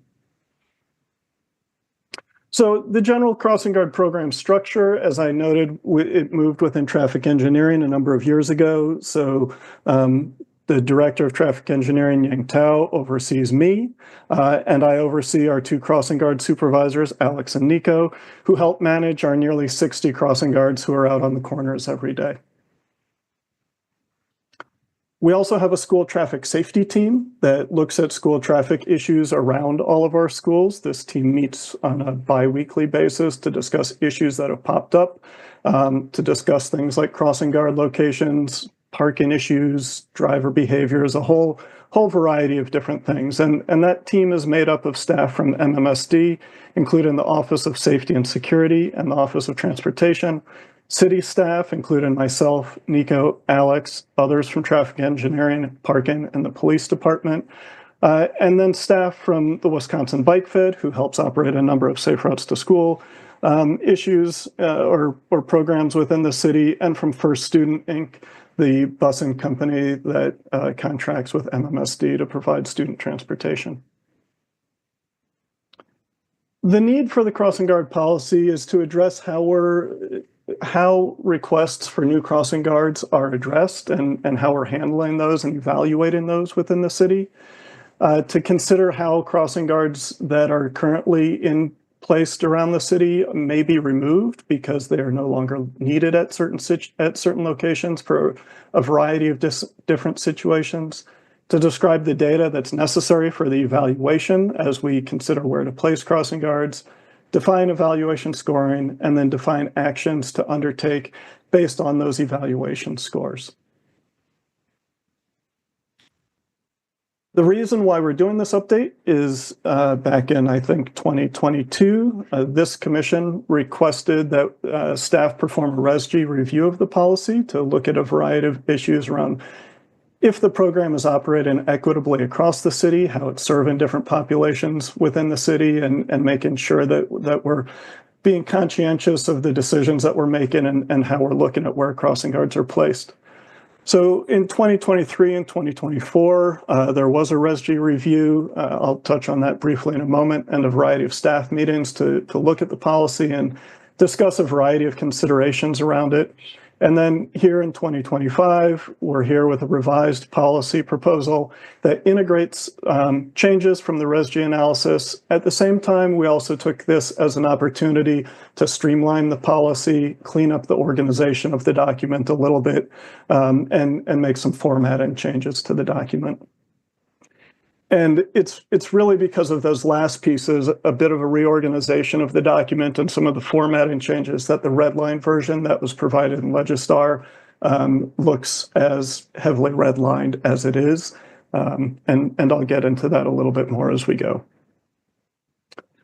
So the RESG review, there's a team that was pulled together of a variety of city staff, the crossing guard supervisors, Renee preceding me as the pedestrian and bicycle administrator, other staff from within traffic engineering, some of the neighborhood resource team leader was a part of this, as well as staff from MMSD. We had one of the crossing guards serve on the team, traffic engineer, and the Wisconsin Bike Fed Safe Routes to School coordinator. This team met a number of times over the 2023-2024 period to discuss a variety of considerations. And I'm not going to read through all of these things, but effectively it was looking at how the current policy affects communities of color or low-income populations differently, some of the unintended consequences that may come about from that, and who's burdened by the current policy, and what changes may be warranted or needed to adjust the policy. Some of the items that were discussed with the policy as the team got into it related to the number of students that were required to consider new locations, which may not always be equitable across different parts of the city, hazard score points being awarded based on the number of children crossing at different locations, a lack of anything looking at socioeconomic, racial equity, or other social justice considerations in the scoring of locations, how different positions might be discontinued, and a variety of other factors. Based on the discussions of that team, staff has updated the policy to address issues that were raised by the team. The changes, I will say right now, are relatively small in that regard. I will highlight some of them as we go through. But it's not extensive changes to the policy overall. So the new policy starts off, or the new policy document starts off by laying out the evaluation process. How do we consider if we should look at where a crossing guard should be placed within the city? And what we have here is not new. This was a part of the previous policy, but it wasn't clearly laid out. And one of the things we've done is tried to make it clear that when requesting a new adult school crossing guard, the request must come to the traffic engineer or the school traffic safety team from the school principal. If we receive requests within traffic engineering or on the school traffic safety team from somebody who's not the principal, we'll refer it back to them and note that it needs to come through the principal. We want the schools involved in this and to know what's going on and to really be a good partner as we look at where crossing guards are placed. So that's the reason for that. The second requirement is that the request must be for a public elementary school located within the city of Madison.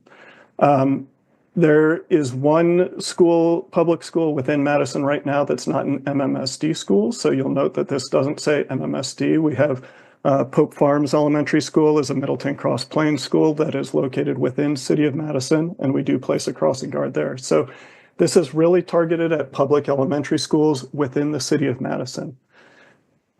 There was some question and discussion with the RESG team about how charter schools should be a part of this, and for now we have not addressed that. Our position as we reviewed this is that public charter schools would be eligible for this. Right now, the only two public charter schools in the area are Isthmus Montessori, located just off of Packers Avenue, and One City Schools, which is actually located in the city of Monona, but nearby some parts of Madison. That's a relatively small number of schools, and we can certainly take consideration of those as they come. Should the number of charter schools dramatically change in the future in Madison, that may be something that we would need to come back and revisit. The third requirement when a request comes in is that a minimum of 20 elementary school students are observed crossing the location during the single school arrival and dismissal period. This number we actually reduced from the current policy. The current policy requires a minimum of 25 students. We reduced that, therefore making it easier to trigger the evaluation of a location for a school crossing guard. We added a flow chart, again, to make this a little bit easier, a little bit clearer for people, particularly the public reviewing this. This is, again, just the process to request evaluation of a location. So it starts with a request from the school principal. If it does not come from them, we're not going to evaluate, but we'll work with the requester to get that back through the principal. If it does come from the principal, we take a look at the school type. If it's a middle school, high school, or private school, or not within City of Madison, we don't evaluate. If it is a public elementary within City of Madison, excuse me, then we would have staff go out on a good weather day to observe student crossing numbers. If it's less than 20 during a single arrival or dismissal period, then we would not evaluate for a school crossing guard. If it is 20 or more, then we would begin the evaluation process and go forward with the process from there. I will note that there may be some occasional exceptions to that 20 number if it is in an area where significant amounts of new housing expected to house students could be living. So if there is some dense new apartment buildings that is targeted at families going up in a specific location, that may be a time when we may look at that number and note that in the coming year, there could be significantly more students than there are crossing at a given time now. So once we've gone through those 3 steps and decided that, yes, we are at a point of evaluating for a crossing guard, we go out and conduct the actual evaluation. And this is, for this part, I have a number of tables that kind of lay out how the policy has changed from the current policy to what we are recommending today. And I kind of just did it section by section to keep it simple. So on the cover page, the only significant change was that we added elementary to the title of the policy, again, clarifying existing policy. The introduction section and the background section that are in the existing policy both included significant history of the program, discussion about kind of how Madison's evaluation techniques evolved and how they compare to crossing guard evaluation techniques published by other groups. We didn't feel that that's really relevant within the policy itself at this time. We can put that information together as a standalone history of the program document or something like that. But we pulled out almost all of that background information from the policy itself to help simplify things and make it a little bit clearer at the beginning of the document. We then added a new section, which really just pulled together different pieces from the existing policy. This is the criteria and process for evaluation of new adult school crossing guard placement section. And that describes the process that I just went over, including the flow chart with you. We aligned the minimum student count for all types of elementary schools. The previous policy had a lower number of students for K through 2 schools. We have, in the discussions, we felt that it was warranted to just have a single number of 20 students crossing at a location, regardless of if it's a K through 2 or a K through 5 school. And this section primarily consolidates information from different sections of the existing policy that's out there. There's very little new information in here. It's a matter of some of that reorganization that I discussed. The next section in the existing policy is called the procedure to study the discontinuance of an adult school crossing guard location. In the existing policy, this was at the very end of the document. We moved it forward at this point so that it follows the discussion of evaluating new locations. It seemed in my mind to make sense to discuss, here's how we evaluate a new location for a crossing guard. Then we should discuss, here's how we evaluate removing an existing crossing guard. There are a few changes in this section from what was in the existing policy. The first is that the existing policy discussed a low number of students generally, without giving an explicit number for what that might mean for considering removing a crossing guard. We specified here that it would be less than 10 per shift over a 2-year period. So we take counts monthly, evaluate if a crossing guard is still needed at a location. When we add a median island and an RFB, for example, that may make it significantly easier to cross a street. There could be changes in traffic patterns, a variety of things. So we just added a number of street design changes that could trigger an evaluation. We also clarified some of the evaluation process without making any significant changes. It was just a matter of spelling out the process a little more clearly. The next section in the existing policy was titled the Adopted Criteria 2016. We have renamed that to Hazard Evaluation Criteria. The only real change in this section is that we removed the number of elementary school students crossing from the evaluation. So the existing policy right now requires that we have 25 students crossing at a location in order to evaluate a location for a school crossing guard. The existing policy then also gives points for the number of students who are crossing at a certain location, which could be lower than 25 or could be significantly higher. The feeling from the ResG team, the feeling from staff was that it didn't make much sense if we have a minimum number of students required to trigger an evaluation that we then score that evaluation as well based on the number of students. What we've done by taking that out is made it so that if you meet the minimum number of students, that's all that's required in that case. We did not make any significant changes. There's a few minor wording changes, but no actual changes to the processes for evaluating vehicle gap availability, the speed of motor vehicles, sight distances, safety history, or other factors. Those are fairly technical measures for the most part, and we did not make any changes there. Moving to the next section, the current policy is titled the Hazard Rating System. We renamed this to Hazard Scoring. This is just how points are assigned based on the evaluation criteria that were outlined in the previous section.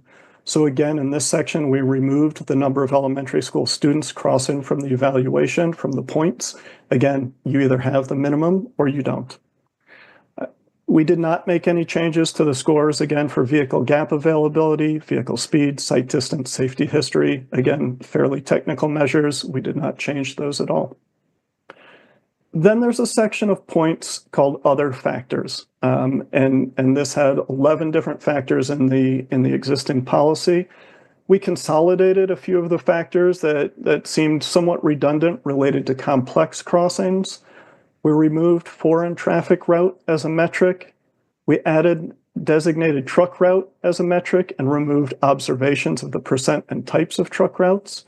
And then we added a location as within or serves students who likely live within a City of Madison equity area.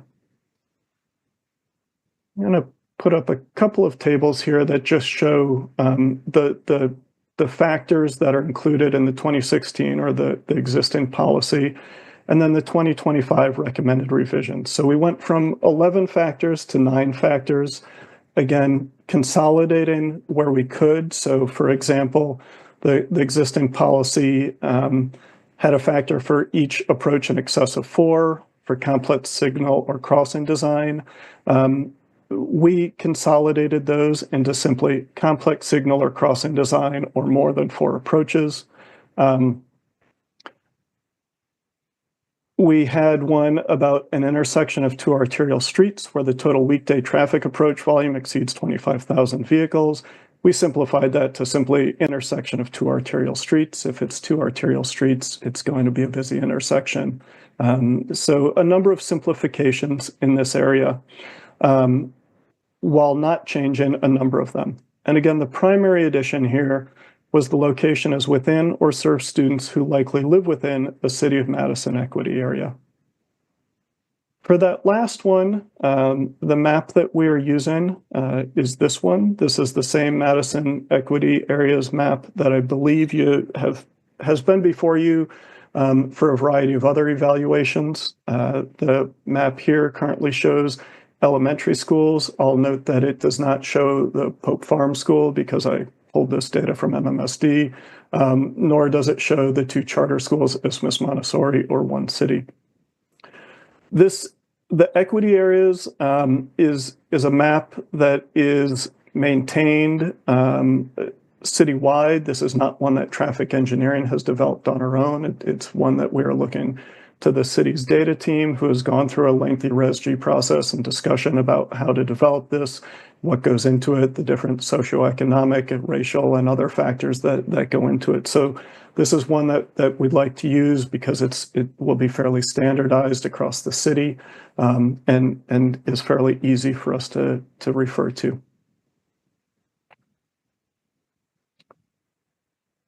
Finally, there is a section in the existing policy about the interpretation of the hazard rating. In other words, once we have scored all of the different factors, what do we do with that score?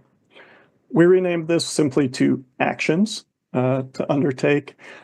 We reduced the score threshold in all of the sections to reflect the removal of the number of students from the scoring criteria. So previously you could get points based on the number of students crossing at a given location. Because we took that factor out, we had to reduce our score thresholds overall because those were points that just simply came out of the equation. The first action that is in the existing policy is consider marking the location as a school crossing. We reduced the score threshold from 20 to 15, and I have a table on the following screen that will make this a little bit easier to see. The second action to potentially undertake was to install a flashing beacon. We removed this section altogether as we felt it was too prescriptive.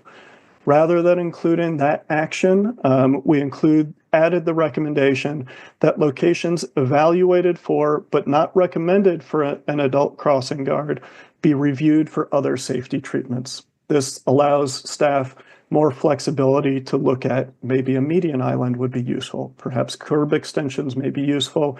There's a variety of things other than a flashing beacon that may be appropriate at any given location within the city. And this provides staff with the flexibility to look at what might be most appropriate at a given location. The next action is to assign an adult school crossing guard. We reduced the score threshold from 40 to 30. With use by a minimum of 20 elementary students. We also noted that all new locations would be considered pilots or trial locations. So I know in the past that there has been discussion about having pilots at certain new locations.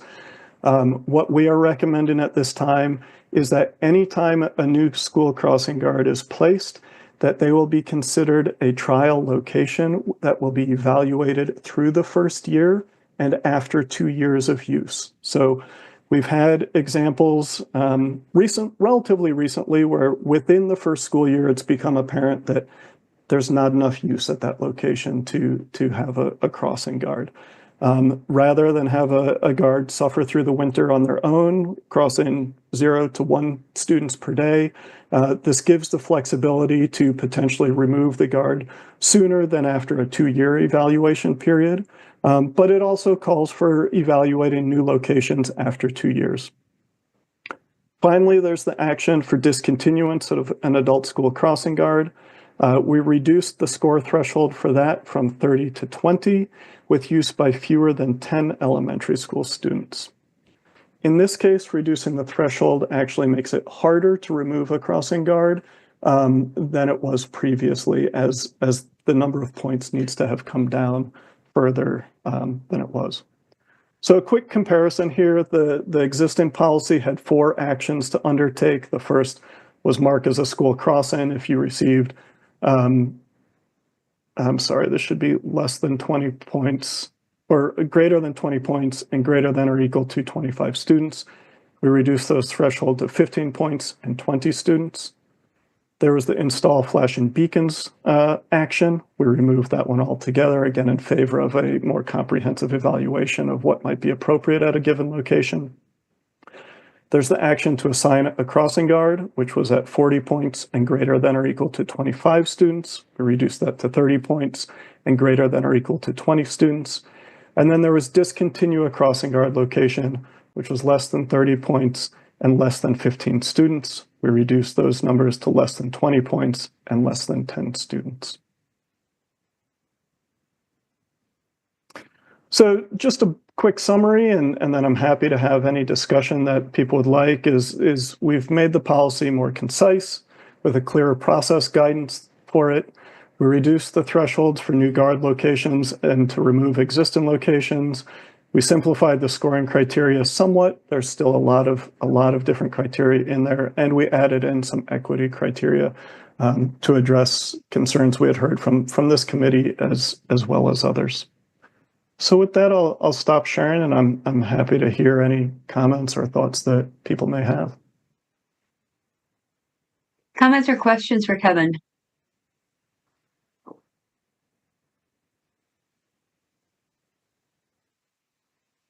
Pepe, go ahead.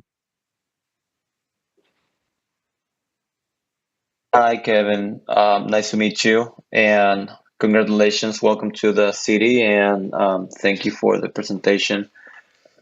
It was really super complete. Honestly, I don't really have any major question or comment. I actually just had a very, I think maybe a silly question, since you are changing the title to Elementary School Crossing Guard Program, which I think is a valuable change to actually honor what it's designed for.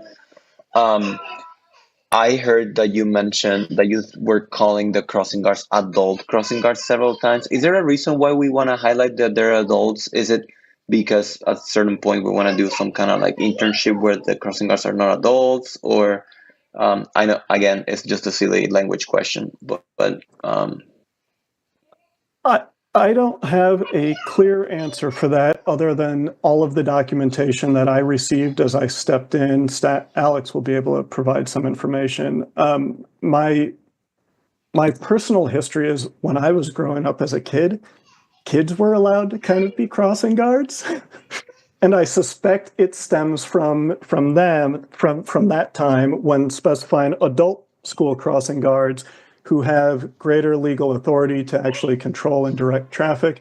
But I'll defer to Alex, who likely has more info here than I do. Go ahead, Alex.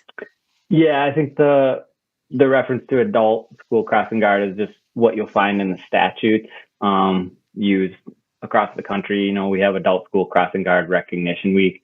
There's no change there, and it is to differentiate actual adult crossing guard from like what you see outside the schools in terms of students. Everybody refers back to that AAA Safety Patrol program.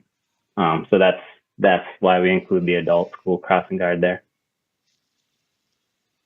gotcha. Thanks, Alex and Ken. Is that all you had then, Pepe? Yeah. Okay. Yeah, really amazing work. Just updating. Really good. Thanks. Robbie, go ahead. Yeah, I guess I'll just jump in and say I'm hoping, I don't know whether this is a false hope or not, that this will be a little clearer to parents who come and are, passionately asking for crossing guards. Maybe this will make it clear whether that's a valid request or not.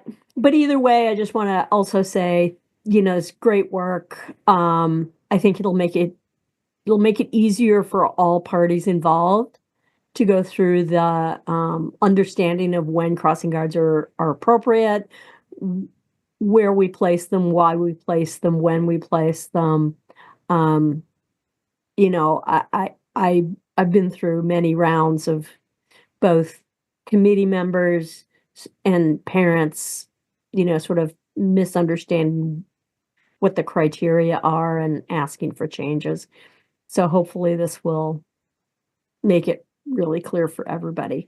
So thank you very much for your work on that. That's, it's great. Thanks. Thank you, Robbie.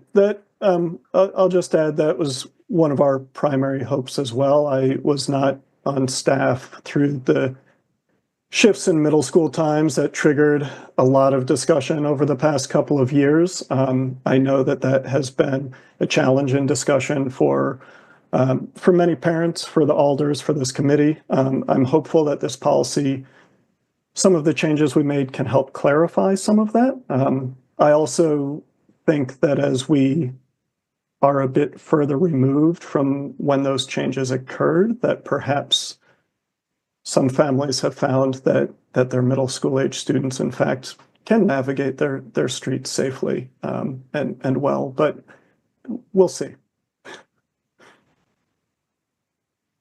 Yeah, thanks so much. I'd just like to say that we've talked at the commission 3 times, once in late 2023, twice in 2024, about middle schools and about the Res-J analysis, and a lot of work outside of this meeting went on clearly by staff and other folks to do, I think, a really excellent job of simplifying the policy and making it much more hopefully easily understood by people. So that, I used to write policies and procedures as part of my job, and that's not easy. It's not easy to do. And I think you did a really good job. I had just a couple of small things that I talked to Kevin about offline. But overall, just a really good job. And I think that what's being suggested and what we should do is move forward with the elementary school crossing guard program. And if at some point in the future we want to revisit crossing guards for middle schools, we can. But we had a very compelling case made by Renee that a lot of middle school children don't really use or want or need crossing guards, and they have other ways of getting to school and making sure that they're safe along the way. So there may be some discussion about that at the council, because it was alders who attended and brought up those concerns. But I support what you've done and congratulate all of you on doing a really excellent job on a difficult assignment. So other comments or questions? Yang. Yeah, thank you, Anne. Thank you to all the commissioners. I want to thank Kevin and the team, Alex and Nico, for doing a great work on this. Leading a very beloved program in the city, and I think this update helps clarify things on that program. So I think it's going to be helpful in the future. Also want to point out that I do still hear quite a bit of interest from the alders, from the community on the a program for the middle school. This was discussed before here, but I think there's still quite a bit of interest on that. And for staff, I think we'll do our best to serve our community. We'll stay open-minded on any possibility. So we'll do the best we can. But we want to thank the commission, for all the guidance on that. And I totally believe that the conversation will be back here someday. And finally, I want to say that we really appreciate getting Kevin on board to join our team. For him to leave his position, directing nationally known consulting firm, the Madison office here. We're very pleased to have him join the city team. Has been doing great work so far. So thank you. Thanks so much. And it sounded like, Kevin, you didn't really need to have a motion tonight. You just wanted to get feedback from people and see if there was, you got a lot of feedback in the other meetings, and it seems to me you've incorporated all of that very well into this policy.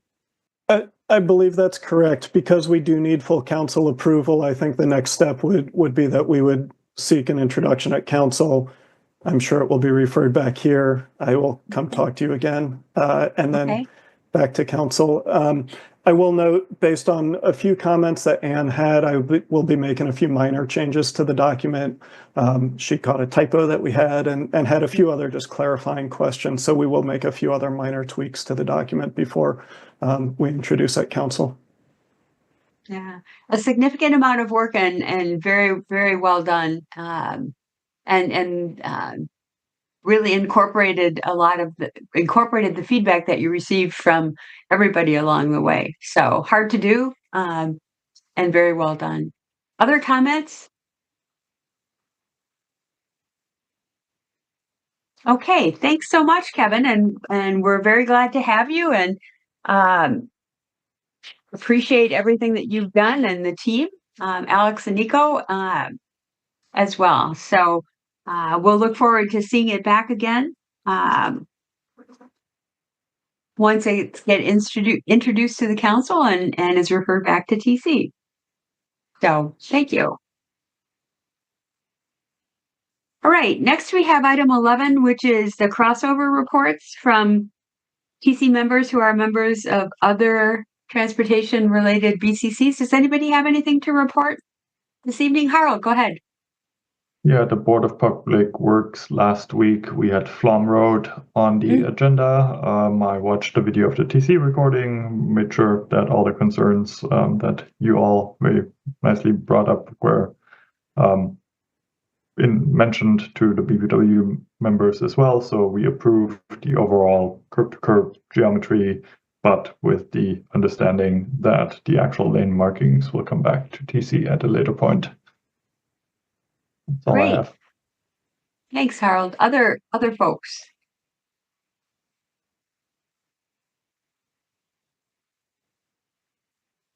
Okay. Seeing none, on to item 12. I'm sure you all saw that Justin Sternberg has announced he'll be leaving his position as Metro Transit General Manager on May 30th, going to a private sector consulting firm. So we plan on doing an honoring resolution for Justin at a future meeting. We have a rash of honoring resolutions here for folks. So good thing we have a bunch of good staff on hand everywhere to fill in. And that is the only announcement that I had tonight. Oh, and just I think you heard Yang mention another party for Tom. And then there's going to be a party for Tom and Renee later that same day. So you should have Tom Lynch had sent out an email already, and Yang, I think, will you be sending out an email, or somebody will be sending out an email about the one at noon? Yeah, it looks like I will be sending out an email. You're the party planner? By staff team. Yeah, so so that should be in your inbox tonight. Okay, thanks so much. It's great to have an opportunity to connect with him before he moves on to new challenges. And lastly, we have suggestions for future agenda items. We have a few things on the bus stops you heard about. We should probably be seeing, I expect to see taxi cab operator license renewals coming soon because it's at that time again. Midvale Boulevard might possibly be on the agenda. You've seen this before. We've been talking about it a lot. It may or may not be ready to come back. And if it does come back, we need to have a public hearing potentially to remove some residential permit parking related to that project, potentially north-south BRT update, and potentially some Safe Streets Madison projects, depending on where people are. And then we have a list of some other things from TC that we're trying to work in here as well. But with a lot of changes on staff, we have to be patient about some of those things as well. Does anybody have any other topics for future TC agendas that you want me to add to the list?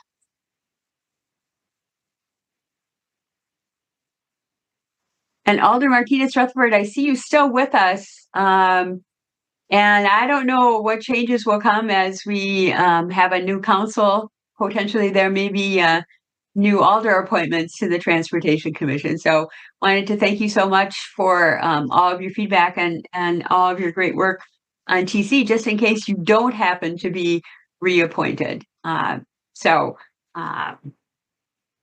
We'll wait and see what happens at the next council meeting. So at this point, we need a motion to adjourn. Denise? Yep, so moved. And Harold? Second. Okay. Oops, I almost got you there, Alder Martinez Rutherford, for maybe your last motion at TC, right? Maybe. We'll see. Yeah. Well, we'd love to have you back. That would be great. Thank you. Yeah. All right. I'm going to assume unanimous consent on that because nobody ever objects to adjourning. So Thanks, everybody. A lot of great discussion again tonight. Appreciate everybody's active involvement. Thanks. Underline Harold. Leave all.